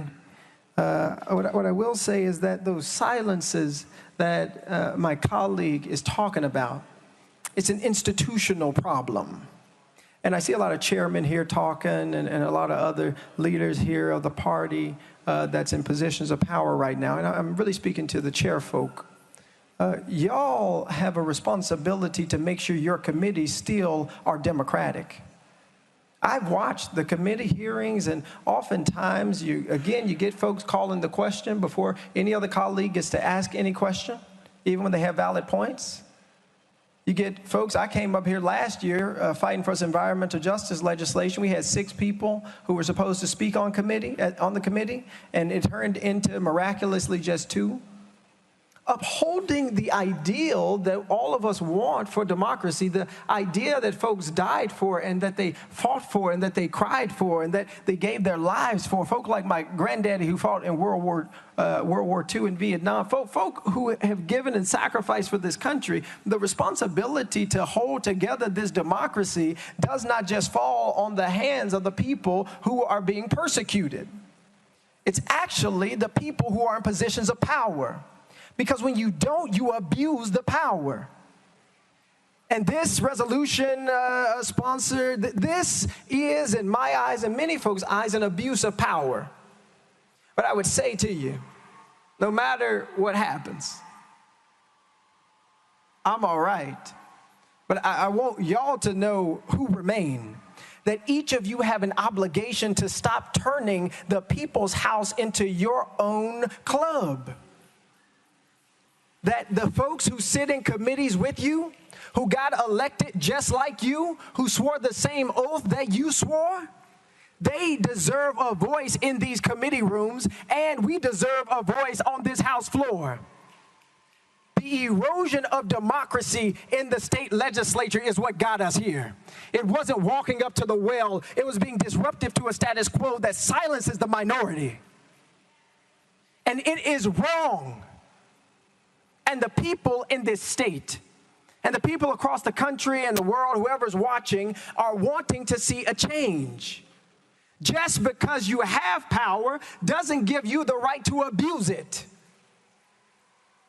Because even if I disagree with your constituents on political issues, I do agree on the principle for which my ancestors fought and died, which is that they would have a democracy.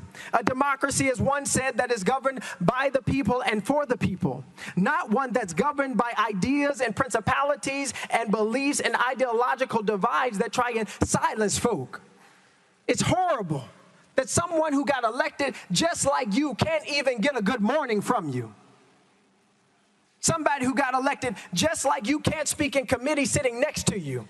But then you come here to persecute me and tell me you just don't understand the rules of debate. When I know for a fact this House has not been a place of debate for Democrats. This House has not been a place of debate for people who are transgender. This House has not been a place of debate for people who are LGBTQIA. This House has not been a place of debate for people who are already persecuted in our society. This House ain't even been a place of debate for people who wear beautiful dashikis in honor of their ancestors who made it over. And so it's one thing to hold the ideals up in this moment, to talk about today, to talk about how good democracy is working in Tennessee in this moment as you prepare to persecute individuals for expulsion. It is one thing to talk about those ideals, but it's another thing to actually be in this House, to see members being misnamed. Folks won't even say. That was your 5. No, that was the new 5. That was the second 5. Sorry. We're going next. Is it parliamentary question? What's the question? Mr. Clerk.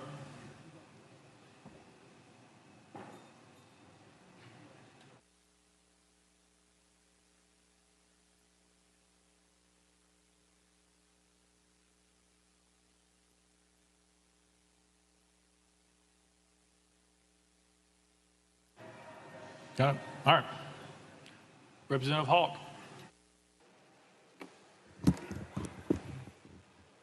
Thank you, Mr. Speaker. I didn't plan to speak today. We're talking about the committee system, and we're talking about floor actions like this is something new. The supermajority that we've heard about through conversations today, that's what's new. The Democratic Party had control of both bodies of the legislature for 140 years. And early on, I couldn't get a bill heard. I couldn't get recognized in committee. I had a challenging time ever having a conversation on the floor about. Here's the deal. I'm not about to listen to all this old whiny ass crap from them. Folks, you're watching live coverage of the Tennessee legislature as they are, let's keep that up. What they're doing is they are debating the third member, whether to expel Representative Justin Pearson. Earlier today, probably about 3 hours ago, they expelled Representative Justin Jones. Then they took a vote. They had debate. When it came to Representative Gloria Johnson, the white woman, remember the 2 African Americans, 1 white woman, she was not expelled. Justin was expelled. 72 Republicans voted to expel him. There was a 65 voted to expel Johnson, but they did not meet the threshold for 2/3. They will soon be voting on Representative Justin Pearson. Our panelists, Reese Colbert, Black Women Views, Greg Carr, Department of Afro-American Studies, Howard University. We had other guests that were scheduled. The Mississippi NAACP, they're holding a town hall tonight in Jackson, Mississippi. We had them scheduled, but we were sticking with this. We also had Chuck D on the show talking about the 50th anniversary of hip hop. We rescheduled them for tomorrow, and we're going to be rescheduling our climate change discussion as well. And so let me explain why. I want y'all, everyone understanding, watching this, and Reese and Greg can speak to this. I need y'all to understand what you are seeing is exactly why we are fighting every day for Black-owned media. Earlier today, MSNBC, they had their coverage going of this, and this was in a very small box, sound was down, and they were just going on with other news. I don't know about y'all. I've been following the news. I don't know of anything else that is happening in the country right today that is more important than what we're seeing in Tennessee. Because what we're seeing in Tennessee, Reese, is not just going after 3 members. This is a body that refused to do anything about gun control. There were people protesting, 6 people being killed, including 3 children. And as Representative Justin Pearson said, you're complaining to me about throwing a temper tantrum when there are 6 people who cannot throw a temper tantrum, who can't express how they actually feel? What you're seeing is the abuse of power. You're seeing the same abuse of power on Capitol Hill with this idiot Jim Jordan and this idiot McCarthy and the rest of the Republicans. What you're seeing happen in Texas right now, where they're trying to have something called school choice, which is not school choice. What they're trying to do is literally steal billions of education, not for the poorest of the poor, not for the kids going to the worst schools, but to allow, frankly, suburban white families who don't have enough money to send their kids to private school to take money as a voucher. Now Greg Abbott wants to push that forward. We're seeing this in Mississippi, where they're expanding the police force in Jackson, and it's going to cover the area where most of the white folks live in Jackson, Mississippi. We're seeing these things happen all across this country. And what people have to understand is that the actions that are being undertaken, Reese, these are not just one-offs. These are clear. This is a pattern that the Republican Party has devised. What we are seeing is the rise of the Confederacy in 2023. And Southern Democrats, those racist Southern Democrats, during that period of slavery and Reconstruction, that today is the Republican Party. Period, with a T. Yes. That's right. And, you know, this is all an experimentation to see how much rope are we going to get to do whatever the fuck we want to do without anybody coming through and saying enough is enough. And I want to point out, too, I wrote about this in my book, The Long and Short of the Guide to the 2022 Midterms Radical Republicans, about how there are Republicans throughout the country that want to call a constitutional convention to rewrite the Constitution.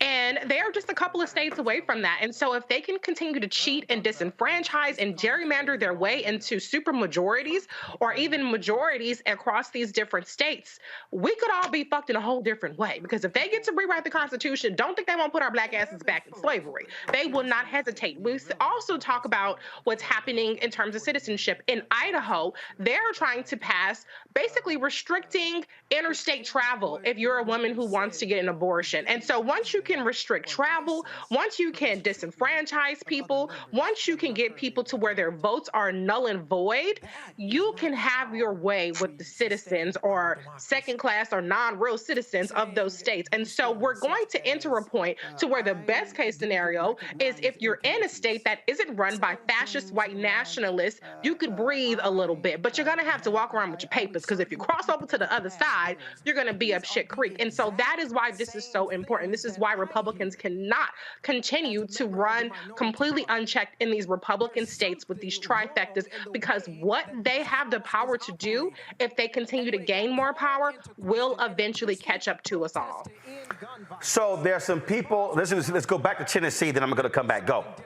What could we do to do something better? How can we recognize that this change is something that the people in this state are demanding and asking for? It wasn't, how do we listen to the parents and the children who are protesting, not calling them insurrectionists? It wasn't, what can we do to make sure this body responds to the needs of our communities, not with just spending hundreds of millions of dollars on more war or weapons of war or doing things like lowering the age requirement for people to get guns. The idea was to now arm teachers. It was not, what do we get from the people who came to listen and to show up and be a part of the process, as you call it. That wasn't it. Your hurt continues to cause you to hurt people. And this body is hurting people. You just expelled a member for exercising their First Amendment rights, for a house decorum rule, when the last two people committed actual crimes. 22 counts of sexual assault, bribery. Is that you're having to address ideas and people different than you're used to. You're having to answer questions that you're not used to having to answer. You're having to see people in positions just like you that you aren't used to seeing. That's, now I understand, Representative Hawk, what Representative Farmer was getting to about why I'm really here. Doesn't have to do with not following decorum, about fighting for the end of gun violence. It has to do with an idea and an ideology that says there's only one way that we're going to allow thinking up in here if you're going to be here. It's only one way that you're going to be if you're going to be in this house. But the news for you and for every member in this legislative body is that this country is changing in magnificent ways. That the diversity of the state of Tennessee is changing in magnificent ways. That the voices and the people who are protesting aren't just black folk and ain't just white folk, ain't just rich folk or poor folk. It is a multiracial coalition built on a solidarity dividend that can break any institution that refuses to change. And so, because we need not cling to hurt, I suggest that this institution choose to change. Change the way that it is operating in order for justice to be possible here. for everybody's voice to be treated equitably here. I will say this. Lois DeBerry, Speaker Pro Tem, why was she never the Speaker of this House? She deserved to be Speaker of this House. And the reality is, the reason that she was saying things about decorum and things like that was because she understood that the institution that she was a part of, the institution as the second black woman, I believe, to ever be elected in the Tennessee State Legislature, the way she had to present herself, the things she had to do and say, and the way she had to look was so important because black folk wouldn't get respected otherwise, because white folks wouldn't respect them.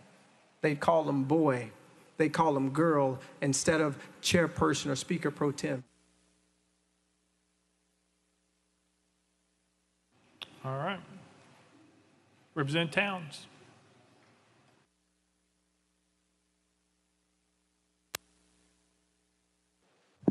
Thank you, Mr. Speaker.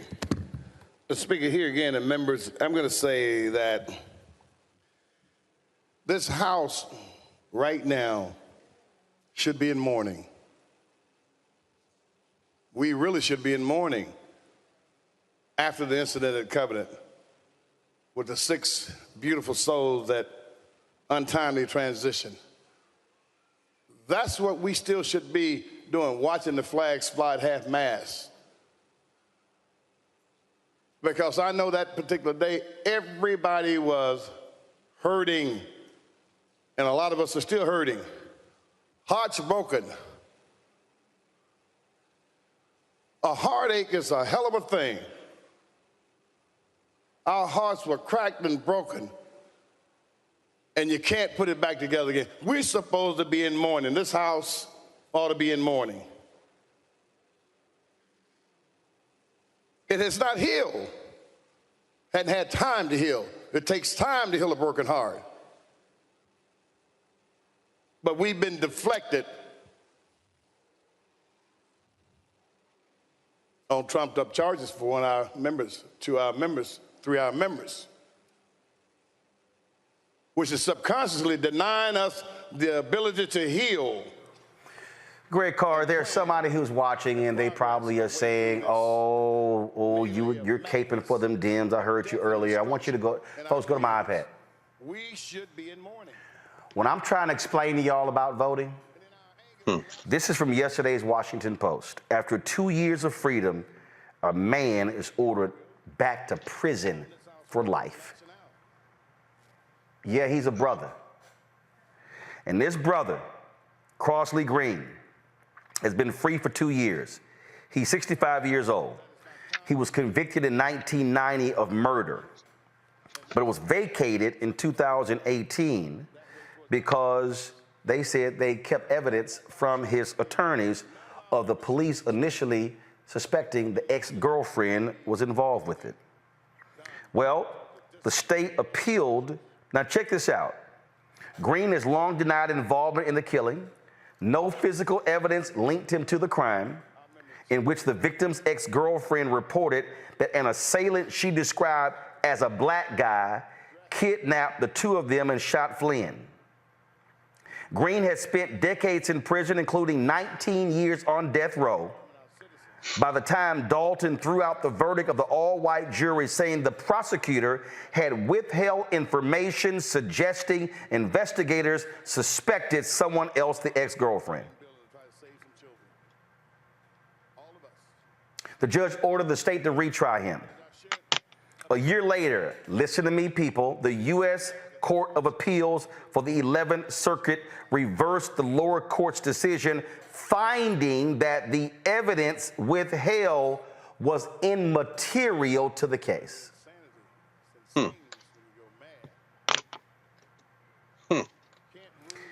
They asked for him to remain on house arrest. The court said no. The Supreme Court refused to hear the case. The judge said there is no further lawful basis upon which to continue Green's release. Now, those of you who are watching, you might be saying, well, I don't really understand, Roland, how you trying to connect this thing to Tennessee and the voting. The 11th Circuit is federal.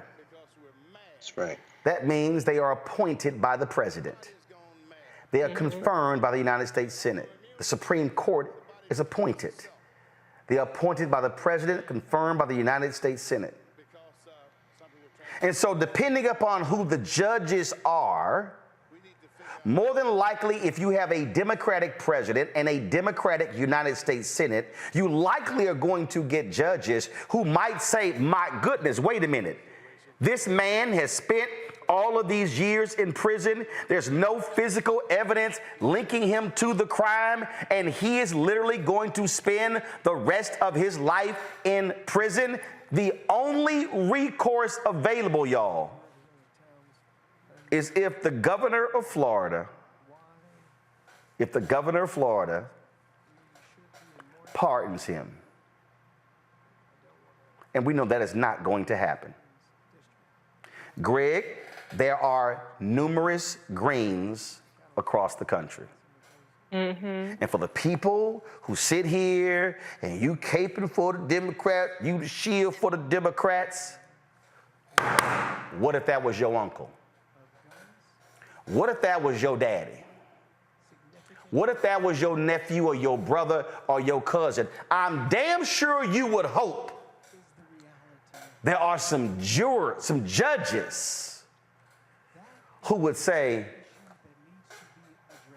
let's take a look at this evidence again, as opposed to a man being in prison.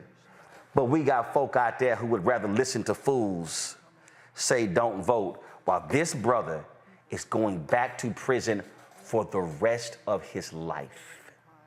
That's right. The Klan now controls the 11th Circuit, Roland. It is one of the circuit courts of appeals that, with 6 appointees by Donald John Trump, was flipped.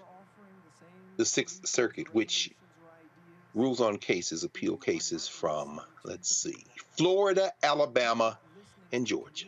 Boom. Voting doesn't matter, folks. No problem. You're not watching tonight anyway. And you should dance somewhere with your ultra-revolutionary radical selves and spin yourselves into some type of frenzy and pray that your black ass never shows up in front of a cop. In the old Confederacy, in Maryland, in California, anywhere else where you might find yourself in front of a federal bench where the white nationalists have appointed the judges, or may find yourself with an appeal before the Supreme Court of the United States, and an old-timey yassa boss type Negro like Clarence Thomas, the wholly owned subsidiary of Harlan Crow, billionaire, paying for him and his funky wife to sit up with other billionaires while they sit in retreat, and he don't even put it down on his damn disclosure form, which is why Mr. Balls and Strikes, John Roberts, is not interested in having any form of disclosure at the Supreme Court, because he knows that Brett Kavanaugh, whose debt mysteriously disappeared, that Clarence Thomas, who sits up and smokes cigars with his white minders and his yassa boss, billionaire friend Harlan Crow, you don't want that anywhere while his wife plans open insurrections in the streets of Washington, D.C. You know, Reese, you're right. I mean, their plan is to have a constitutional convention, but here's where history teaches us what happens next.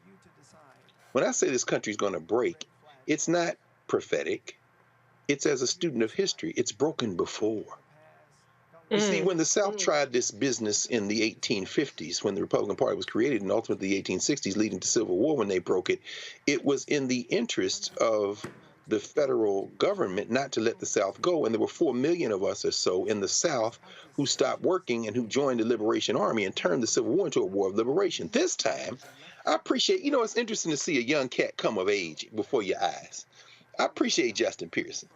You know, Brother Pearson is still finding his way. He's trying to, but what he's doing in real time is answering these questions. And when he spoke to Mr. David Hawk, another East Tennessee State graduate, a hillbilly who probably doesn't know anything outside the state of Tennessee, when he talked to the leader, William Lambert, another white boy, hillbilly, you see him not now reading from paper, but talking from his heart and experience.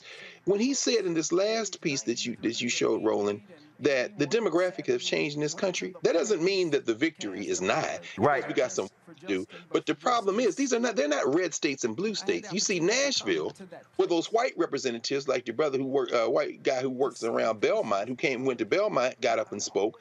The white people in Nashville, like the vice mayor, Jim Schulman, who's calling the city council into session next week so they can put Justin Jones back in the legislature. You see, it's really not red states. Georgia's not a red state. Tennessee's not a red state. It's a lot of people down there who don't agree. Now, when you trap us behind the cotton curtain, then we do it the other way.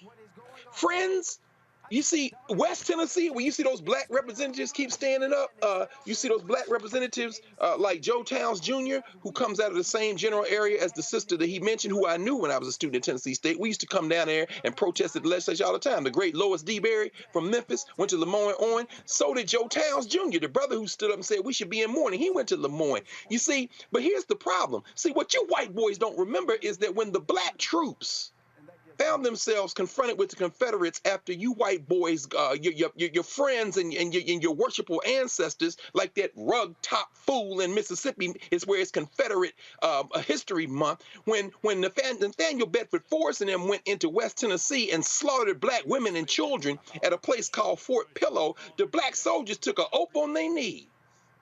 And they said, we don't capture Confederate prisoners of war. If you bring a Confederate prisoner of war back to this camp, we're going to beat you up and kill him. We slaughter Confederates. Here's what they're doing. Apparently, looks like the question is being called to stop debate. Let's go live to Tennessee, to the legislature. Mr. Clerk, take the vote.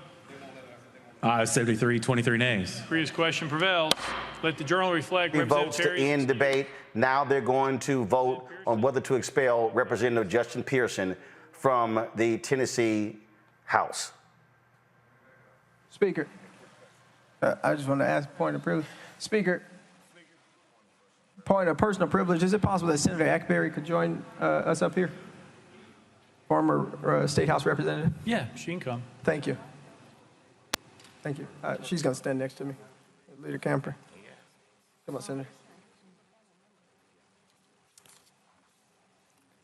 It's all glory 5 minutes. and honor to God, who makes all things possible, who takes the son of teenage parents Kimberly Owens Pearson and Jason C. Pearson and brings them to an institution built by enslaved people's hand. All glory and honor to God, who brings those who've been marginalized and excluded into this place and tells them that you still have a voice, that you still are somebody, and that the movement for love and justice cannot be stopped because we've still got a heartbeat, because we've still got a movement for love that needs us. We've still got people who are calling on us to act and to do something. To all you who still believe that the best days for democracy are ahead, for all of you who still believe that our better days in Tennessee are ahead, I want to tell you that I still believe with you.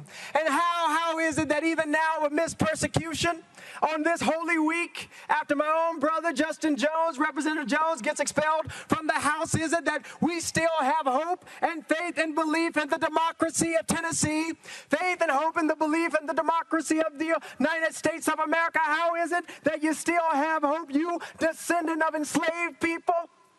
How is it that you still have hope? Well, it's because even from the bottom of slave ships, my people didn't quit. Even in cotton fields and rice fields, my people didn't quit. Even when they were whipped and chained and told they had no name, my people didn't quit. Even when they incarcerated us, locked us up for a crack cocaine epidemic created by President Ronald Reagan to fund a war in South America, my people didn't quit. Even when they defunded our schools, separated us and called us colored and white, even when they put us on lynching trees in the state of Tennessee, specifically in Shelby County, my people didn't quit.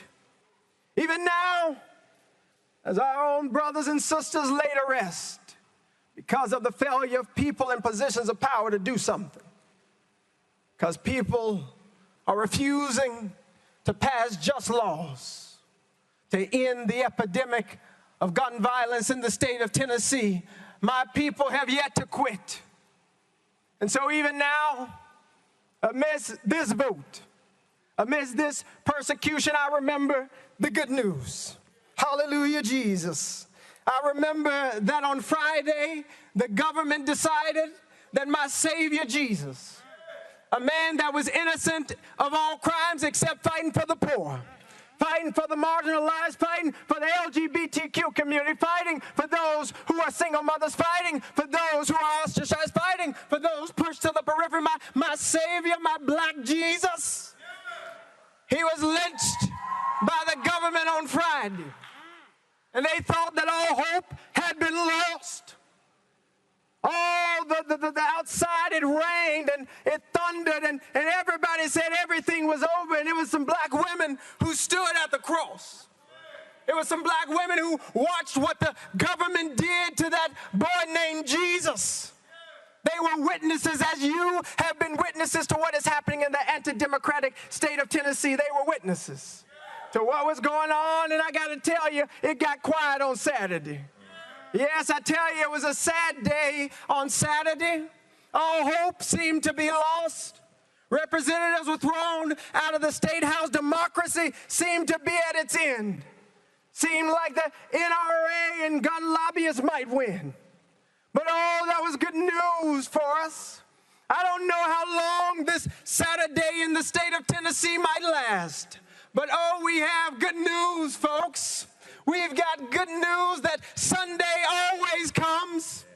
Resurrection is a promise, and it is a prophecy. It's a prophecy that came out of the cotton fields. It's a prophecy that came out of the lynching tree. It's a prophecy that still lives in each and every one of us in order to make the state of Tennessee the place that it ought to be. And so I've still got hope, because I know we are still here and we will never quit.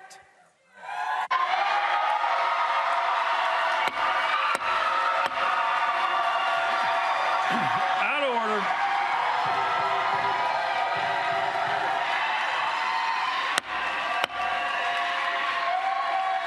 Out of order.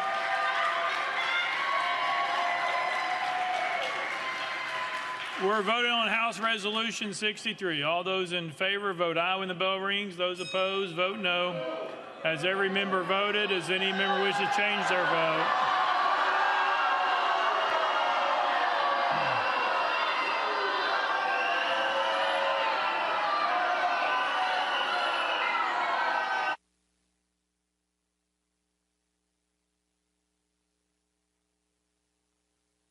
Mr. Clerk, take the vote. Aye, 69, 26 nays. Having received the concurrence of 2/3 of the members to which the House is entitled in the Constitution of the State of Tennessee, House Resolution 63 is hereby adopted. Without objection, the motion reconsider is tabled. Pursuant to Article 2, Section 12 of the Constitution of the State of Tennessee, I hereby declare Representative Justin J. Pearson of the 86th Representative District expelled from the House of Representatives of the 103rd General Assembly of the State of Tennessee. Next order, Mr. Clerk. Announcements. Announcements. Next order, Mr. Clerk. Roll call. Roll call. And with that, Representative Justin Pearson expelled by the Tennessee House. He is the second African-American expelled today. Let's go live to the Mark Thompson, you are there. This is a live picture. Are these members leaving the well, Mark? I don't know if you all can hear me, but this is the chamber. The Republicans are leaving the chamber. I'm right outside the chamber.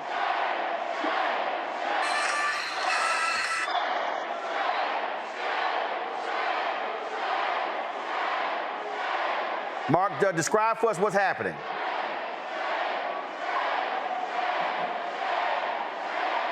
It's hard for me to hear, but I'm sending you these pictures.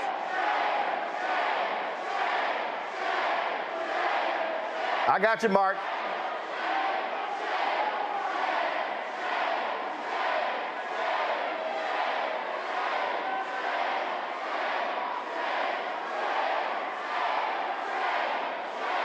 I don't know if you all can hear me, Roland. I can't hear you at all. Yeah, Mark, go ahead. Just keep talking, Mark. We got you. Right outside the House chamber.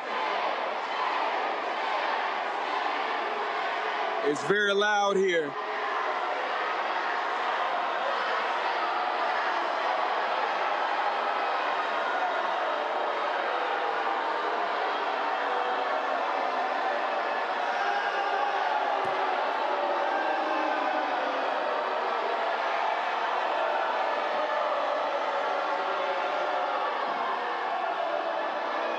Thank you, brother. Appreciate you, man.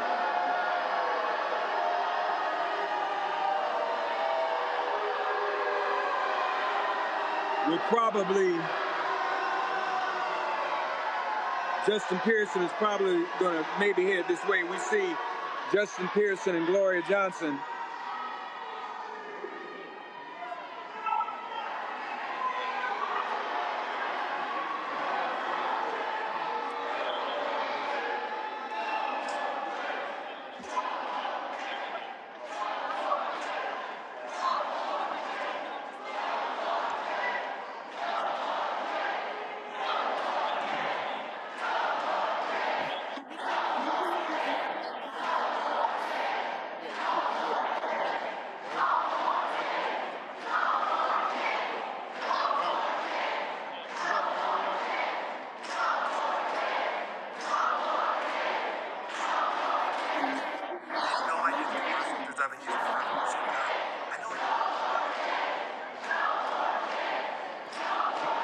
All right, Justin.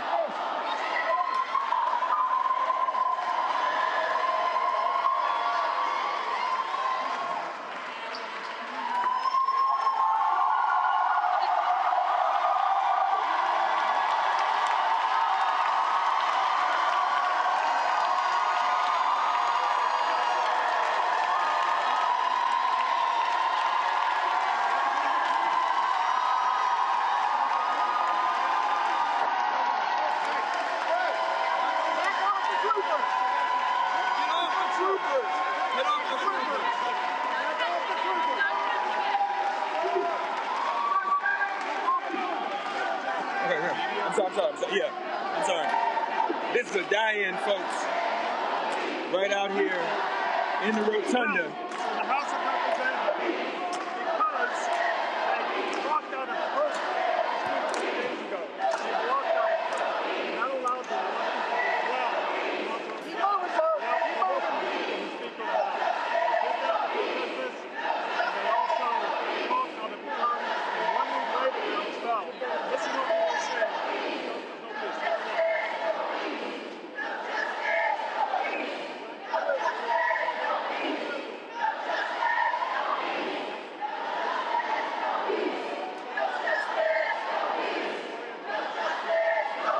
Again, I don't know if you can hear me, but this is die-in people protesting right outside in the rotunda of the state capitol.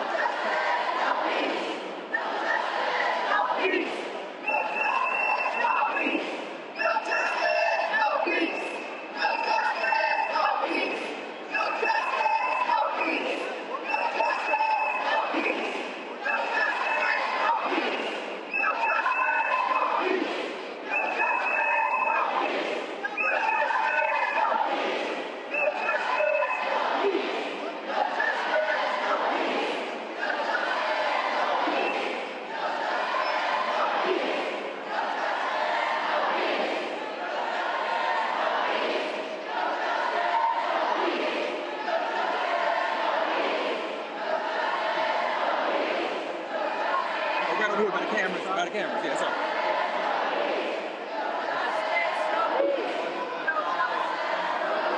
Excuse me, y'all. Excuse me, guys. Excuse me.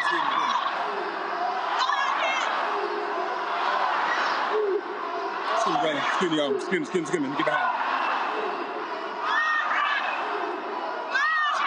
Roland Martin is live, so you can try to say a little something, see if they can hear you. You want to say a few words? Very dangerous day. I was in Tennessee, but a very dangerous place. I'm expelling two of the young black lawmakers.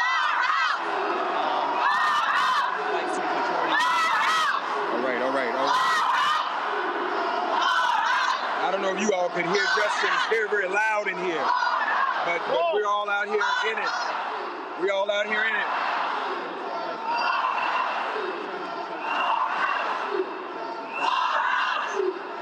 Hey, man. What's up? What's up, brother? I'm calling. Your number's still the same? Yeah. I'm going to hit you up. All right. I just got in last night. Okay, all right. Okay. These are some of the representatives, some of the black representatives in the Tennessee House.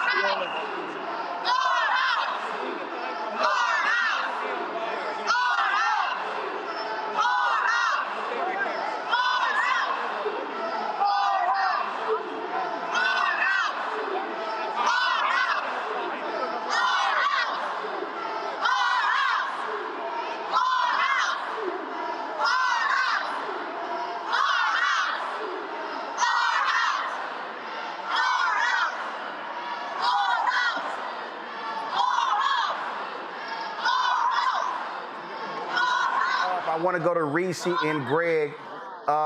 Greg, just want to get your thoughts, just what we just witnessed and what we're seeing right now. I'm very encouraged, Roland. I'm very encouraged, even as we see the stormtroopers there. And as we're watching there, we see some of the younger generation again. There's Tori Harris, who we heard speak from West, there with the locks, 32 years old from Memphis area, Shelby County. I'm very encouraged. You see, the problem that, as you write about in White Fear, the problem is that these stormtroopers, as we watch them and their progeny, they're not really having a lot of children. Greg, hold on 1 second. Sure. It's imperative that on this Monday, Thursday, we have seen a betrayal of democracy in the United States of America. We're seeing that black people in this country still are not treated as equal citizens by their own legislature. So here we are, we're encouraging everyone across the country to converge upon the state of Tennessee. Wherever you are, come to the state of Tennessee to join these organizers and activists at the Rotunda. This fight has only just begun. The fight to be able to continue to ensure that every child has access to go to a school free of gun violence and live in communities without a preservation of intimidation. We will help fight to build the American community. This is only the beginning. Come all across the country. Come on this Holy Week weekend, on Easter weekend, there will be a resurrection. That was Reverend Stephen Green. We are here in the Rotunda. Again, I hope you all can hear it as best you can. Y'all need to have breaking news. Need to have that. But people are here demonstrating. I don't think anybody plans to leave. We will see whether or not we're going to engage in any civil disobedience, quite frankly. And again, I'm sorry if you all are talking to me. I can't hear. But we're here with Justin Jones, my brother, and I would say that there are hundreds of demonstrators here in this rotunda. As you know, Gloria Johnson survived the vote, but Justin Pearson and Justin Jones have been expelled from the Tennessee House of Representatives. This is indeed a terrible travesty.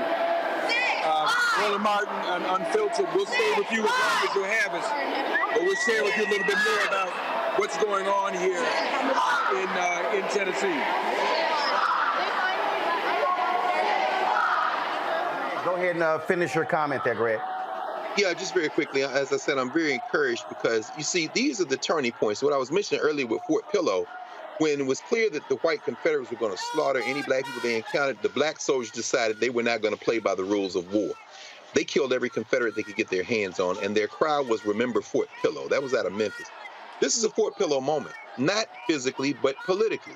In other words, there are only two sides on this. You're either for our common humanity or you're for white supremacy. You have to pick now, and you've been making this point all along tonight, Roland. in every state, whether it be in North Carolina, where we saw that act of betrayal by Tricia Cotham, who knew all along she was going to switch to the white nationalist party, whether it be Texas or Mississippi, whether it be here in Tennessee. What we see is you've got to pick a side. And what these devils have done is they have taken one more large step toward breaking this thing. And when it's broken, it can be remade. It can be renegotiated. But there are only two sides. So I want to congratulate them. I think they did what they should have done with their supermajority, which is nurture their tiny dreams and aspirations and fears. And they have taken us one step closer to resolution, Roland. This is where we have to make a decision, because apathy means you are with them. Yes. Reese, I remember during the George Floyd protest, there was somebody who said, look, I don't believe in the political process. I'm not voting, but I'm going out to protest. And then somebody else said, well, protesting without voting is stupid. And so what people need to understand, it all goes together. You cannot protest policies if you don't get rid of and change the policymakers. Duh. Just like you ain't gonna get a paycheck unless you clock your ass in at work. Like, what's not clicking with people? I don't understand it. Why is it only not clicking with our side, too? That's another good question I have to ask people. People need to wake the fuck up. I mean, how much more extreme does it have to get? We had Sandy Hook, we had Uvalde, we had Buffalo, now we have Tennessee. The list goes on and on and on. And today it's just ironic to me that we spent a little bit of time talking about the news with Clarence Thomas, who parlayed this phrase into a lifetime appointment. What we saw here today with just the two black electeds and not the white woman getting expelled is a high-tech lynching. And I don't even like that phrase, but if you're going to use it, this is exactly what we saw here tonight. It's disgraceful, and I wonder what it's going to take for white people, because that's what's single-handedly keeping the Republican Party alive and in power, to understand that your babies are on the chopping block. Your babies are the ones that got these people in this rotunda tonight. Your babies were the ones that were slaughtered in Sandy Hook. And I hate to sound crass, but your babies are the ones that are going down with the rest of us. Don't you give a damn about them? You're not getting the wages that you need. You're not getting the health care that you need from these Republicans. You're not even being able to retire with any kind of comfort. Your life expectancy is going down. What are you getting other than whiteness, and why is it enough? It's irrational, because to be honest, whiteness really ain't that popping. You ain't got popping seasonings, foods, music, nothing. It's a lot better if you don't put too much stock in that. And I hope that one day you'll wake the fuck up. But at a minimum, black people, we have capacity that we're not exercising. I'm not even talking to people who won't even bother to fill out a form online and get registered. I'm talking about people that are registered. We have a capacity to vote that shove a mouth motherfucker, as Dr. Crowd would say without the motherfucking part. Tay Reeves out in Mississippi. He want to play in our face and talk about a Confederate month. This is the last Confederate History Month if you vote his ass out. So we have to start using our power. If you don't use it, then you're abdicating it. And you're abdicating it to the Klan, to the people that are going to get our asses up out of here and do God knows what with us if they get the opportunity to. Yes. The thing that I need to remind people of what's going on is that, again, today, Tennessee Republicans, because they have a supermajority, use their power to expel two black House members, the two youngest members in the House. Representative Justin Jones, 72 Republicans voted to expel him. 69 Republicans voted to expel Representative Justin Pearson. Both of them are no longer members of the Tennessee Legislature. We also know that as a result of this, because Representative Gloria Johnson, who was the third, listen to this here. Let's see if we can we hear part of this news conference?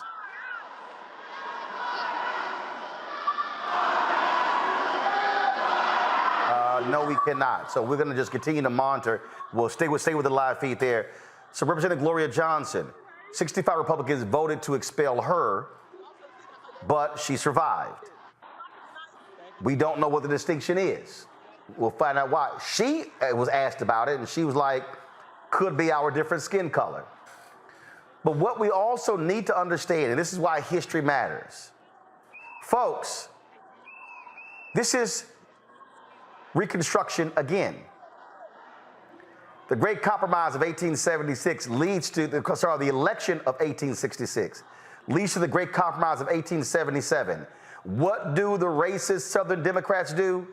Force black members out of state capitals all over the South.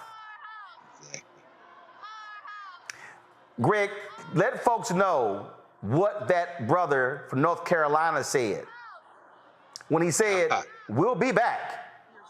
George White, yes, sir, the last representative in the federal legislature. What was it, 1900? He said, like a phoenix from the ashes, we will be back. We will return to this house. He was from North Carolina, the last floor speech given by a black representative. And of course, as you know, Roland, and it was a beautiful thing to see you talking there to Mayor Johnson now in Chicago. When we returned to the federal legislature, it was as a result of the Great Migration, coming out of Chicago first, and then New York and other places. And now we're at a moment, a century later, where the largest number of elected officials in the Congress of African descent ever is there. Many of them are the children of immigrants, whether it be Yvette Clarke out of New York, all the way out to our brother out of Nevada, Stephen Holsford. You've got a diversity there. Now our challenge is to, in the words of Dr. King, stitch our people together so that we can have a compelling power. What you have in Tennessee is, an example of that. For example, I mean, you have Justin Jones from Oakland. I see these young legislators in there, and I'm reminded of when I was a young man at Tennessee State, and we were going over and marching to the legislature and protesting. The legislators there, they're all gone now. Harold Love, you see Harold Love Jr. there, who fought for that appropriation for Tennessee State. His father was there, Harold Love Sr. Rufus Jones out of Memphis, Lois DeBerry from Memphis. And our critique of that generation was, you don't do enough. We were pushing them. They weren't doing enough. However, there were things we hadn't yet matured to understand. What we're seeing right now with these men with their little manhood on their hats as they look around, certainly thinking to themselves that they have a choice to make today beyond that uniform. What we're seeing is young people, white people, black people, other non-white people, I won't say people of color, and they've had enough. Nashville has been blue a long time. I don't want to say red, blue in terms of Democrat and Republican. Nashville has been non-white nationalist, many pockets of it, a long time. But there are issues of gentrification, and there are class issues in places like Atlanta and places like the suburbs of Jackson, Mississippi, and Atlanta. We have to confront the fact that if we want to have a country, and I'm not talking about the United States of America. It can go to hell. It's headed to hell. Dr. King would say as much in his last speeches and writings. If we want to have a place where human beings can thrive together, we have to reject the politics we're seeing right now. They're arresting him? Are they pulling him out? Can you tell? No, he's just Jones. But if we want to have a different kind of society, we're going to have to build it. These white nationalists are not going to hold hands with us. You got to break their backs politically. And some of the people who are going to work with them, like Clarence Thomas, are going to look like us. This is even beyond the color of our skin. This is about coming together in our common human interest. And if you don't pick this side, then you oppose that. And as far as I'm concerned, we're done talking. This is a live look, folks, outside of the floor of the Tennessee legislature, where the two black House members who have been expelled, Representatives Justin Jones and Justin Pearson, you see them with their hands raised. They're now joined by Representative Gloria Johnson. They are the Tennessee Three. She was spared. Jones, so you see the three of them raising their hands collectively. Jones, it was 72 Republicans voted to expel him. 69 voted to expel Pearson. 65 voted to expel Johnson, but they did not achieve the 2/3 to achieve that. So she remains there. She was asked after her vote what was the difference between her and Jones. She said, I'll answer your question. It was likely our skin color. You can hear the protesters. They have been there, folks, all day. Remember, all of this has transpired in the last 72 hours because Republicans were angry that those three went to the well of the House to stand with protesters who were demanding gun legislation in the aftermath of 6 people being killed at a private Christian school. 3 of those people were children. The Republicans have a supermajority there in Tennessee. They have literally done nothing. In fact, the only thing they really have done, a committee voted to allow for teachers to actually carry weapons, and many of those parents were angry with that. These 3 members went to the well. They addressed the protesters. Republicans said that they broke House rules. They were not acknowledged to speak. And then there was some controversy whether they were actually in recess or not. So they filed resolutions to expel the 3 of them. Today, they actually did that. That's what happened today. This is Mark Thompson, who is live there in Nashville. Let's go back to Mark there.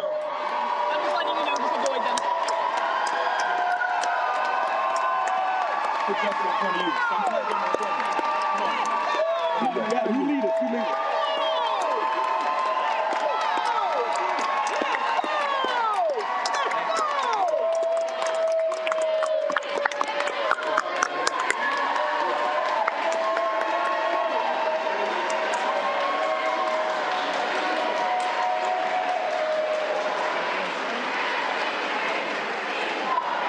Of course, host of Make It Plain, who is a former page there in Tennessee. You see him walking there with now former Tennessee Representative Justin Jones. You see all the police who are assembled there in the state capitol. With also the protesters is there as well. It appears as if they literally are exiting the Tennessee House. Yeah.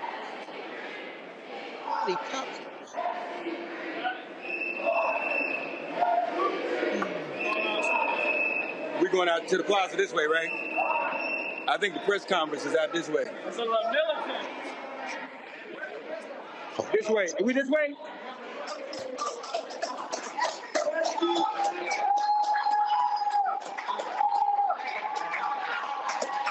Mark, I don't know if you can hear me. Are there plans to have a news conference outside?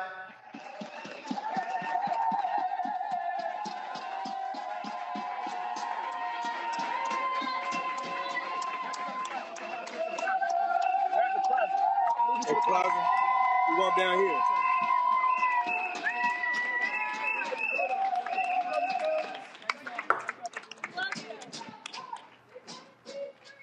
Roland, can you all hear me? Yes, Mark. Yeah, Mark, I can hear you. Go ahead. We are leaving the state capitol. Justin Jones leaving for the final time. Justin Pearson is right behind us. He's coming. I believe the goal is to head over to the plaza, Legislative Plaza, to talk to the press. I'm sorry, I couldn't hear you all, but I guess you were able to describe much of what was going on. And a lot of the protesters still in. You saw all the state troopers, a sea of them, probably waiting to arrest people, but not certain that there'll be any civil disobedience tonight. But this is where we are. And we saw what happened today. Gloria Johnson, you saw her just moments ago come out and embrace both of the Justins. She survived the vote, but obviously both of the Justins did not. And this is part of the tragedy. I want people to know as I'm approaching this main street, the Capitol is located on Martin Luther King Jr. Avenue.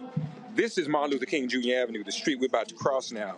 So here in the state where the Prince of Peace was killed on the eve of Good Friday when Jesus lost his life, in front of Martin Luther King Jr. Avenue, this travesty has occurred.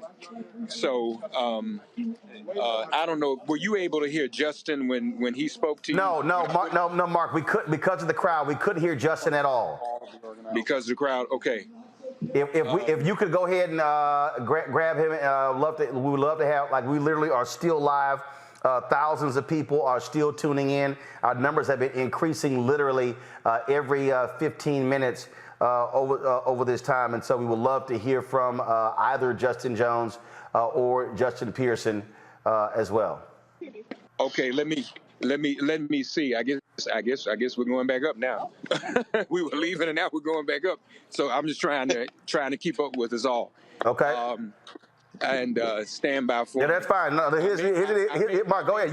Mark, you go ahead and keep up with them. We got your live feed. Don't worry about it. If you're going to be carrying the news conference, that's fine. We'll carry that.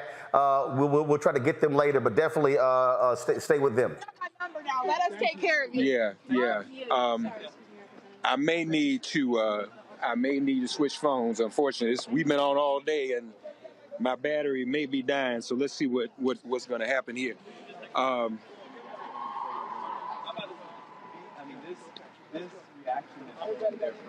Control room. Are we on with Mark via Skype? But we need to wait for Gloria. All right, so let's do this here. Mark, does your other phone have Skype? Yeah, well, let's go on together. Yeah. I think that's the right idea. But how's she gonna get down? Where did Gloria go?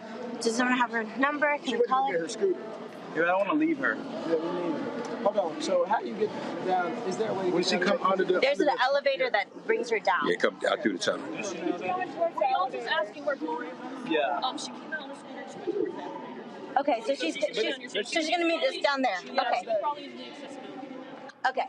So let's get you guys down here and then we'll wait for her. Yeah. Sorry, y'all, please. So y'all are hearing this as it's unfolding, as we try to get down to the plaza to talk to the press. But this is literally coming together in real time. Just follow me. You're my last thing that I have to do. So like. We didn't want to leave Gloria though. Yeah, we're not gonna leave No. Gloria. It sounds like she's taking the accessibility elevator down. Get out this way. Oh my God. Oh no, it's open. It's open down there. What's her number? Press is out there with the white kids. I got mama phone. And as you can see, people are still gathering out here. What is happening now is they're going to go across the street, have a few words for the press, and they're trying The white lady needs to step aside unless she's gonna say it was racist. They want to remain in unity, and they're waiting on Gloria Johnson.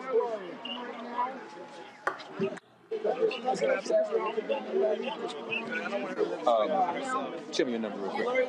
How much power's on your phone? Yeah. We're gonna go back. So we're going back.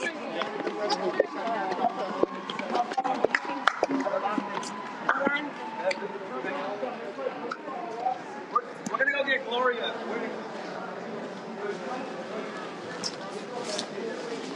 Let me go ahead. So I think we're going back to get Gloria Johnson, and then come down with her. Okay, Mark, we're going to stick with your feed. If you have to switch phones, do so. But if we can stick with your feed as long as we possibly can. Look, all y'all who are watching, do y'all now understand why Black-owned media matters?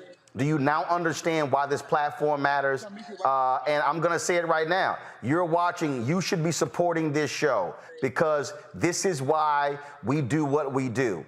Other national media, they're there. Other people are going on other programming.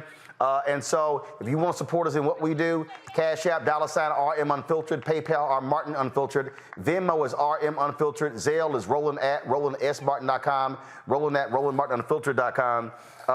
Greg, again, this, when we start thinking about, I was reading the other day the obituary of Pat Schroeder, the congresswoman who passed away. And it was amazing reading the Washington Post, well, I think it was Washington Post or New York Times, and how one of those white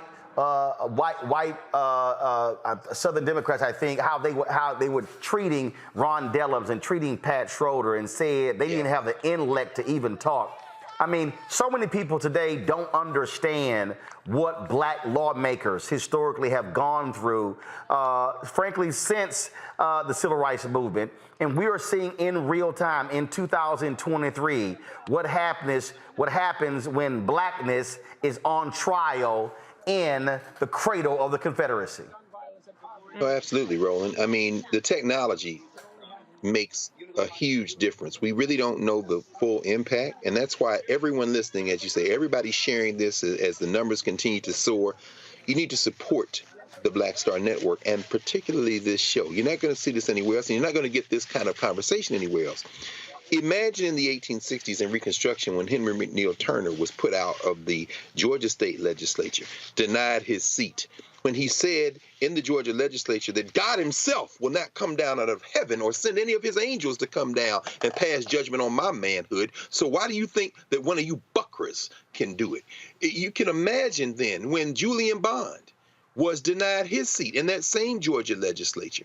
And as you say, when you mention Ron Dellums, along with Pat Schroeder, of course, who recently made transition, you're talking about that wave of Black elected officials that came in after the Arthur Mitchells, after the Oscar DePriest coming out of Chicago, and after decades after which, George White in 1900 said, we'll be back, when DePriest comes back. And then you get Adam Powell out of New York. And then in the 1960s, Charles Diggs out of Michigan, John Conyers out of Michigan. And then by the late 60s, in the early 70s, you got Shirley Chisholm out of New York. And you've got, of course, a number of people. You could talk about Ron Dellums. You could talk about Mickey Leland out of Texas.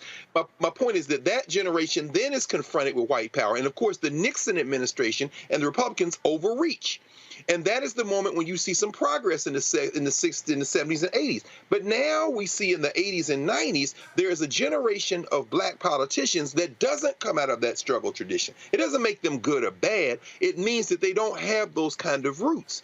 And there's almost a sense by the time you get to the early 2000s of Black politicians that aren't rooted in Black community in the same way, so that when you see these two young brothers, they are emerging out of another wave. They're coming literally out of the streets, out of the protest traditions. When you see Justin Pearson, particularly, Justin Jones maybe less so, but Justin Pearson, because there is also the factor of these white kind of folk, white allies who are affiliated. I think one of the reasons they were looking for cameras is because many of the cameras may be around there covering those white kids in the die-in. I mean, the politics Tennessee gets real funky at this point. But what I'm saying is that you're looking at Black elected officials who are no longer coming out of what we might consider the standard way that Black politicians get elected. This young generation has an energy that is reminiscent of that energy of the 1960s, and they are facing an old guard of white nationalists who, as you have written about, are reacting out of fear and hatred, trying to hold on by their fingernails to something that is slipping through their fingers. The only way we're going to confront this is that there's got to be intergenerational dialogue, there's got to be street-level organizing, and combine electoral politics with the politics of protest and the politics of independent institution building. And what knits that together finally is a space where we can have this conversation in real time, and that is the role of the independent, self-determining, Black-owned press. And that is what this space is in the 21st century. This space will function as the Chicago Defender once did, as the Pittsburgh Courier once did, as the Norfolk Journal and Guide once did. This is the 21st century version of that Black press that allowed us to net our power together and make our demands on power and to get some of this power in previous generations. Reese, I am going to, again, I've made this point before to people who don't quite understand. When Dr. King said there are 4 institutions that are prime position to liberate Black America. First of all, for everybody who's watching, Mark Thompson, his one phone died. He switched to the other phone. We'll have him back shortly. Hopefully we'll do that. Again, it wasn't planned. Look, these things happen. It's what happens when we're talking about live television. I know we are way over our time, but again, we are in the middle of history and breaking news.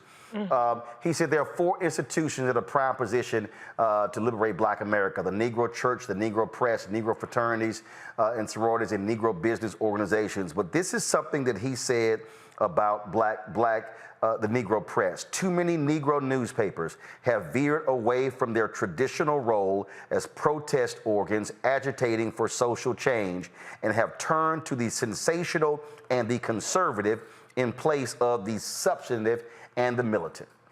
That's what King writes in his book, Where Do We Go From Here, Chaos or Community? And so I say that because what we are witnessing in Tennessee, this is also why we have to have our own media that frames what is going on. We had Representative Pearson on yesterday. I think we've had Representative Justin Jones on before as well. And so we can't rely on an MSNBC or an ABC or a CBS or any of them to provide voice, because here's the thing. And I'm going to use Brandon Johnson as an example. I saw an old clip of Brandon Johnson at a town hall speaking about speaking truth to power. He is now the mayor. There are places for young voices who when MSNBC doesn't know they exist, they have to have a place to be able to talk and speak and to share their ideas. And so what we are seeing is also what's going to happen now. Look, they're going to have to raise money. They're going to be running for office again. They're going to still need platforms. When all the other cameras are gone because the drama is gone, there still has to be a place where we are organizing and mobilizing, when we're out here educating people, when I'm trying to explain to people why they got to support us in what we do. This is one of the reasons why we're going after Clorox for the lack of money they spend with black-owned media. There's a reason why we're targeting other companies as well who are not stepping up, because the reality is we understand where the money comes from. And so we have black folks who are watching need to understand we cannot be talking about revolution if you don't have revolutionaries, and then if you're hoping that the people who oppose the revolution and the revolutionaries actually fund the revolution and the revolutionaries. It ain't gonna happen. And so we have to understand the power of our own media serves also as a focal point to mobilize and organize. And so what we're trying to get people to understand is you have to stop just sitting there commenting on message boards, tweeting, posting on Instagram and TikTok or whatever, without realizing that if you actually use all of that power, we can throw people out, we can get rid of these supermajorities, we can take over state house, state senate, governor's mansions, mayoral, take over city hall, but it does not happen if the work isn't put in. Right. And, you know, I think it's so interesting about that Dr. King quote, too, because there really isn't a shortage of agitators in the black media space or black targeted media space. Unfortunately, it's a lot of people that are agitators, and I would call it fake militants, for the purposes of sowing chaos, for the purposes of dissuading people from even being involved in the electoral process. And unfortunately, their work is the stuff that gets picked up and amplified by chaos agents and disinformation campaigns like ones from Russia and other entities in the Republican Party. And so we are up against a very organized and very relentless campaign to strip us of our power, and they're leaving no stone unturned. We're not just talking about what's happening in these state houses. We're talking about what's happening and how we ingest our news and who we go to get our news from. And so it's so important that we have platforms like Roland Martin, or if you're somebody like me who does have the opportunity to be on a white-owned platform like Sirius. I had Brandon Johnson on my show after he came on your show, and he had the opportunity to talk to the people that find me credible. And so we have to lend our credibility, those of us who have the mic and have platforms, and it doesn't have to just be people who are political, it can be anybody, to those who need to be heard. And so when the MSNBCs and the CNNs move on to the next drama of the day, we still need to be here, and we still need to be holding each other's feet to the fire. Y'all can be mad about my language, but take that little energy and take that little keyboard. Why is she cussing? Okay, well, take that and go ask why these damn Republicans are stripping you of your rights. How about that?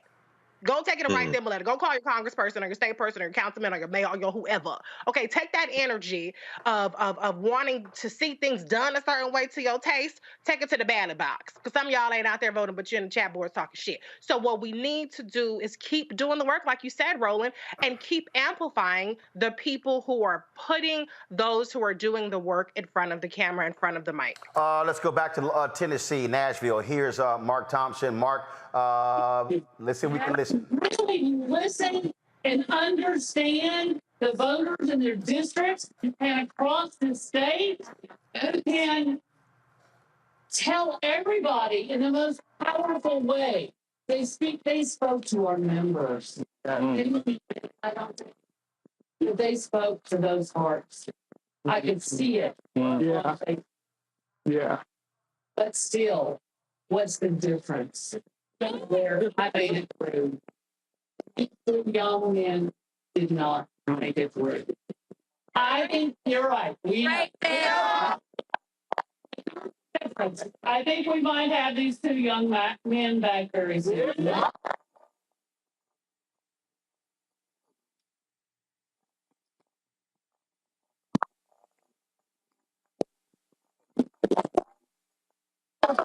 Right now, to get both of them back. Yeah. The audio is breaking up there. That's Representative Gloria Johnson who is speaking. Let's see if we can hear now. Because of my own being in the House and everything, but I supported Justin Pearson from afar. I will continue to do that, and I will continue to ask all of you all to help make sure we get these fabulous young men back to the House. Yeah. Just for the folks who are watching, you see all the crowd assembled there. Now remember, they are not prohibited from seeking office again. And in fact, the rules also state that if they do what they were expelled for, they can actually do it again and not be expelled. And so just understand that is the case there. Let's go back to Nashville. Hope to see you all here on Monday. Yeah. Session, because every week until the session adjourns, we will return whether we're inside the chamber or outside. Yeah. Non-violence, non-cooperation with a simple majority that we see destroy democracy today. Yeah. A body, a party, a caucus that is majority white, except one member who's a little bit confused. Lawmakers. Yeah. Standing with our constituents, we're demanding that we take action on the crisis of mass shooting. Yeah. Let's do this here. You're having some difficulty hearing that. First of all, control room, check and see if Associated Press actually has a feed of this news conference, please. I'm going to go to, you see the crowd assembled there. It's not just media, it's a number of people who are out there. Reese, Michael Steele just tweeted this. He said, Gen Z is already bringing an entirely different game. When you see what's already begun with David Hogue, Victor, Maxwell Frost, just know the political class in both parties have no clue what to do with them. Nope, they ain't ready for this generation. I am not going to bash the generation. I'm not going to criticize them, but here's what I'm going to say. And that is, you have to mobilize your numbers. The reality is, you can have the numbers, but if they are not mobilized, organized, registered, and then voters, all you simply have are a whole bunch of people self-identifying, Reese. Right. I mean, the bottom line is, you got to get your ass out and vote. Point blank in the period. You can tweet all day. You can get stuff trending. K-pop people can get stuff trending. That's really not a big deal. But you have to actually vote. And voting is only going to get more difficult if the Republicans have their way. But we see what happened in Wisconsin when the Democrats actually flipped the Supreme Court there and got a liberal majority, probably likely to to get abortion rights. And so it's really, really important that whatever generation, I don't even know the letters at this point, but these younger folks realize that you have the power. And I know you got student loans that you're upset about. I know that you maybe got to get 2 or 3 jobs at Starbucks and 5 guys or whatever, but you still have to participate in the electoral process. Because trust me, what your problems are really don't compare to what our ancestors went through. So it's really just being throwing tantrums and just wanting to talk and not be part of the solution. Let's see if we can hear back in Nashville. Let's see.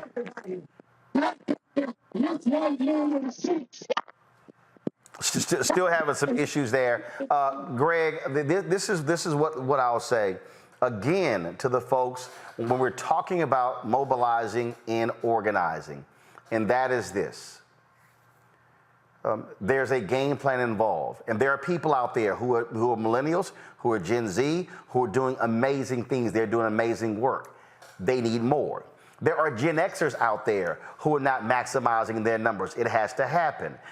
It has to be, look, there are people who come up to me and they say, man, I want to do what you do. I go, yeah, but do you want to do what I did? And so there's a plan of action. This did not just happen by happenstance. There was a plan. It was organized. And then there was a strategy. And so what we're talking about, what is going on, the Republicans, they are running a playbook. They are running plays. This is about power. They want to win. They can be countered. We saw in Wisconsin, Democrats elected a woman to the state Supreme Court. Now they have a 4-3 majority. Republicans pick up a special election. Now they have a supermajority. They were talking before the election about impeaching her before she even gets on there. That's right. And so again, you look at what's happening now in North Carolina. Now they have a supermajority there. They can override the governor's veto. Folks didn't vote in 2022. That's how Republicans got control of the Supreme Court. Sherry Beasley lost by 400 votes in 2018. Democrats would have had a 6-1 majority on the Supreme Court. It went to a 4-3 majority. Last election flipped, now 4-3. And so folk have to understand, 400 votes was the difference between a black woman being the Chief Justice of the North Carolina Supreme Court, and Democrats have a 6-1 advantage. 45 years later, now it's 4-3 Republican majority, and now they have supermajority in the House and the Senate, and they are going to use that power. People watching and listening need to understand this is how politics is played, and politics impacts every facet of this society. That's absolutely right, Roland. And this is the way politics is played around the world. Several weeks ago, we saw the election in Nigeria. Young people were particularly fired up around the candidacy of Peter Obi, the old guard, led by the current administration, backed by any number of external foreign interferers, including from the oil companies on through, were able to force their candidate through to victory. And they're still suffering in terms of the violence, the conflict in the wake of the Nigerian elections. Why do I bring that up? What does that have to do with Nashville, Tennessee? You know, when I look at this crowd, I don't see a lot of black people. I see elected representatives, chiefly from Memphis, although in this case, Justin Jones is from Nashville, Middle Tennessee. Justin Pearson is from West Tennessee, where most of the black elected officials are from, in Memphis. And of course, Gloria Johnson, the white woman, is from Knox County, Knoxville, Tennessee. So they got all sides of the state. But what is absent, and I can tell you this because we've marched many times to the state capitol as student body president. I took students down there many times. Tennessee State, Fisk, Meharry are right up Jefferson Street. It's not even a 45-minute walk. Where are the black citizens of North Nashville out there? Some of the people who voted, in fact, for Justin Jones. I'll tell you right now, they are not as organized, in part because these are the people who do the living and dying. These are the people who have to be not only encouraged, but organized with and listened to and put together to go out and vote because they have lost hope in Jackson, Mississippi, in Louisiana, where Gary Chambers could be a senator, in Atlanta. These are the folk who are not there tonight, but who are the victims, who are the brunt of this. And how does all this tie together and relate to how you talking about the black press and the importance of this? In order to do that work, when you ask somebody, are you willing to do what I did? We are living in an age now where March for Our Lives are the ones who are doing the die-in right now, the way I understand it, they're in the rotunda at the Tennessee State Legislature. This is a movement that has been buttressed, buoyed, in some places created by social media. And as Reese said, whether it's TikTok or Twitter, you're on social media. But if you're going to translate that into the door-to-door work, into the house-to-house work that SNCC did and other things, you're going to have to organize with people who are now alienated because they see naked power. Finally, I will say this. You've said, as you said, these white nationalists are organized. They're organized because they have the levers of power, and they've got the billionaires, they've got the moneyed classes that are out there trying to maintain these types of divisions because at the end of the day, they don't care about black or white. They're looking at green. I just read an article in today's Financial Times, $7 billion the hedge funds made over these banking crises of the last several weeks because they short sold stock in all of those banks, borrowed stock, sold it, at higher prices than they borrowed it for, and they made $7 billion in the last month after Silicon Valley Bank collapsed and the others followed suit. Why am I bringing that up? They have rented politicians. This ain't just about white nationalism. This is about, as you said, contracts. This is about tax dollars. This is about revenue that they can repurpose and move, whether it be Texas, Mississippi, Tennessee, Georgia, wherever you want to go. In order to fight that, yes, we have to invest our funds in Black Star Network so we can have these conversations. We have to put our money where our mouth is. And most importantly, we got to put our bodies together. You can't beat money for billionaires with money. You don't have the money, but what you have is the people. There you go. I'm very concerned about the fact that we don't see a whole more Black people out there today. Well, there's the story. I am, first of all, I did get a text. First of all, Reverend Stephen Green is there. He's working with Until Freedom. I was texting Tamika Mallory, and they've been on the ground there. Reverend William Barber said the repairs of the breach have been there. I'm still waiting to hear from the NAACP. We've reached out to them. What the heck are all their branches doing in Tennessee, not just on this issue, but also what's happening with Republicans trying to go after the president of Tennessee State University, Dr. Glenda Glover, them trying to get rid of the entire board of trustees. I want to know what's going on there. And so we'll be finding those things out. Let's see if we can get the audio. Let's see if it's still bad audio coming from Nashville, folks. I might be 5'5". I'll be short. But we're going to stand tall with Gloria. So, folks, we're still having some audio issues there. We're going to wrap up our live coverage. We about 52 minutes longer than we normally are, but that's what happens when it comes to breaking news. I want to thank Reese and Greg for staying with us as well, folks. We will continue to cover this story tomorrow. We'll see what happens. I know a little bit earlier. Give me a second. I need to find this. I know President Biden issued a tweet about what's going on there in Tennessee. I'm hopeful, like I say, to me, the smart politics would be to have those three at the White House. To make this up, go to my iPad, please. President Biden said 3 kids and 3 officials gunned down in yet another mass shooting. And what are GOP officials focused on? Punishing lawmakers who joined thousands of peaceful protesters calling for action is shocking, undemocratic, and without precedent. The reality is this here, and I'll say this here. If Democrats, if you want to understand how to play hardball, you bring those 3 to Washington, D.C., even though 2 were expelled and Representative Gloria Johnson is there. You call out the Republicans. You sit here and you tell the world exactly how evil they are and what they're doing, not just in Tennessee, but in Florida, in Georgia, in Mississippi, in Alabama, in Texas, in Arkansas, in these other different places, in North Carolina, in South Carolina. And what you do is you specifically speak to young voters. You tell them,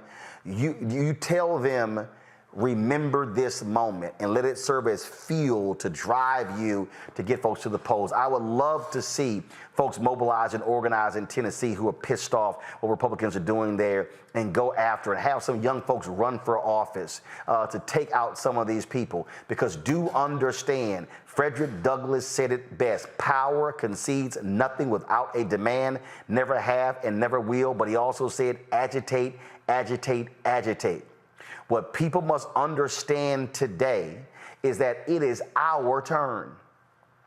We have got to stop having these discussions about what Dr. King did and Fannie Lou Hamer and Diane Nash and James Bevel and Ralph Abernathy and Andrew Young and Reverend Jackson and what they did. No, there has to be a new story that is being told, a story speaking about what is happening today all across this country. There are young people there who are organizing, who are mobilizing. We have lots of generals, but we need more troops.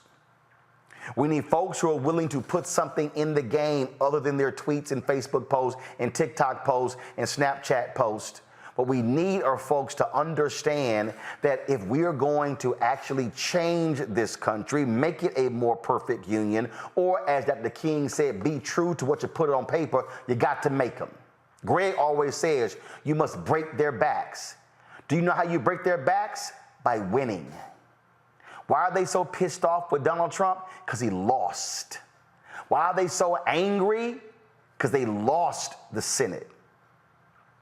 Folks, as Greg, we may not compete with the billionaires, but Brandon Johnson will tell you, We can outwork you and still win. This week, we saw what happened in Chicago when Brandon Johnson was elected mayor of Chicago. We saw what happened in Wisconsin when Janet was elected to the Supreme Court there. We also saw what happened with the 55th anniversary of the assassination of Reverend Dr. Martin Luther King Jr. When we move as a collective, we have the ability to change this system. And what does my t-shirt say? Not the right kind of black. See, remember, that was a CNN executive. And just so y'all know, yesterday was the 10th anniversary of me leaving CNN. It was an executive at CNN who told Soledad O'Brien that I wasn't the right kind of black. That's why I had the t-shirt made. It's a whole bunch of us have got to stop being the right kind of black. You heard that Indian American immigrant stand up and tell Representative Jones that he needed to be more appreciative. More appreciative. And he needed to essentially assimilate. And that guy said, oh, I've never had a racial slur uttered at me ever in my life. Well, congratulations. Because many have. Folks, what we are chronicling, literally, is a repeat of what took place after slavery ended. I have been telling you this. The election of Barack Obama caused folks to go, oh my God, this thing is real. Justin Pearson said it. I am telling you, they are fearful of the changing demographics. Make them cry. I said this when Trump was elected. This means war. We are not just in a cultural war. We're not just in an ideological war. We literally are in a war for the soul of America. And folks, let me be perfectly clear. They have never wanted this to be our country. They have never wanted us to be in power. They've never wanted us to be in control. But we now have the opportunity to be their worst nightmare. And that is to be the generation that they always feared. Smarter, faster, better, more efficient, and most importantly, unbought and unbossed. This is our moment. The question is, what are you prepared to do? Folks, support us in what we do. Download the Black Star Network app, Apple phone, Android phone, Apple TV, Android TV, Roku, Amazon Fire TV, Xbox One, Samsung Smart TV. Send your resources. Join our Bring the Funk fan club. Check in money orders, P.O. Box 57196, Washington, D.C. 20037-0196. Cash App, $RM Unfiltered. PayPal, R Martin Unfiltered. Venmo is RM Unfiltered. Zelle, Roland at RolandSMartin.com. Roland at RolandMartinUnfiltered.com. And of course, get my book, because the proceeds of the book go right back into the show, White Fear, How the Browning of America is Making White Folks Lose Their Minds. About it, available bookstores, download the copy on Audible, get it from Amazon, Barnes & Noble, Target, you name it. Folks, I will see you tomorrow right here on the Black Star Network. Holla!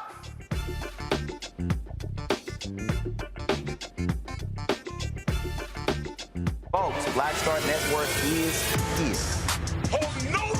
I'm real revolutionary right now. Support this man, Black Media. He makes sure that our stories are told. Thank you for being the voice of Black America, Roland. Stay black. I love y'all. All momentum we have now, we have to keep this going. The video looks phenomenal. See, this difference between Black Star Network and black-owned media and something like CNN. You can't be black-owned media and be scared. It's time to be smart. Bring your eyeballs home. You dig? Pull up a chair, take your seat. The Black Tape with me, Dr. Greg Carr, here on the Black Star Network. Every week, we'll take a deeper dive into the world we're living in. Join the conversation only on the Black Star Network. Hi, I'm Dr. Jackie Hood Martin, and I have a question for you. Ever feel as if your life is teetering and the weight and pressure of the world is consistently on your shoulders? Well, let me tell you, living a balanced life isn't easy. Join me each Tuesday on Black Star Network for A Balanced Life with Dr. Jackie. We're all impacted by the culture, whether we know it or not. From politics to music and entertainment, it's a huge part of our lives, and we're going to talk about it every day right here on The Culture with me, Faraji Muhammad, only on the Black Star Network. I'm Deborah Owens, America's Wealth Coach, and my new show, Get Wealthy, focuses on the things that your financial advisor and bank isn't telling you, but you absolutely need to know. So watch Get Wealthy on the Black Star Network.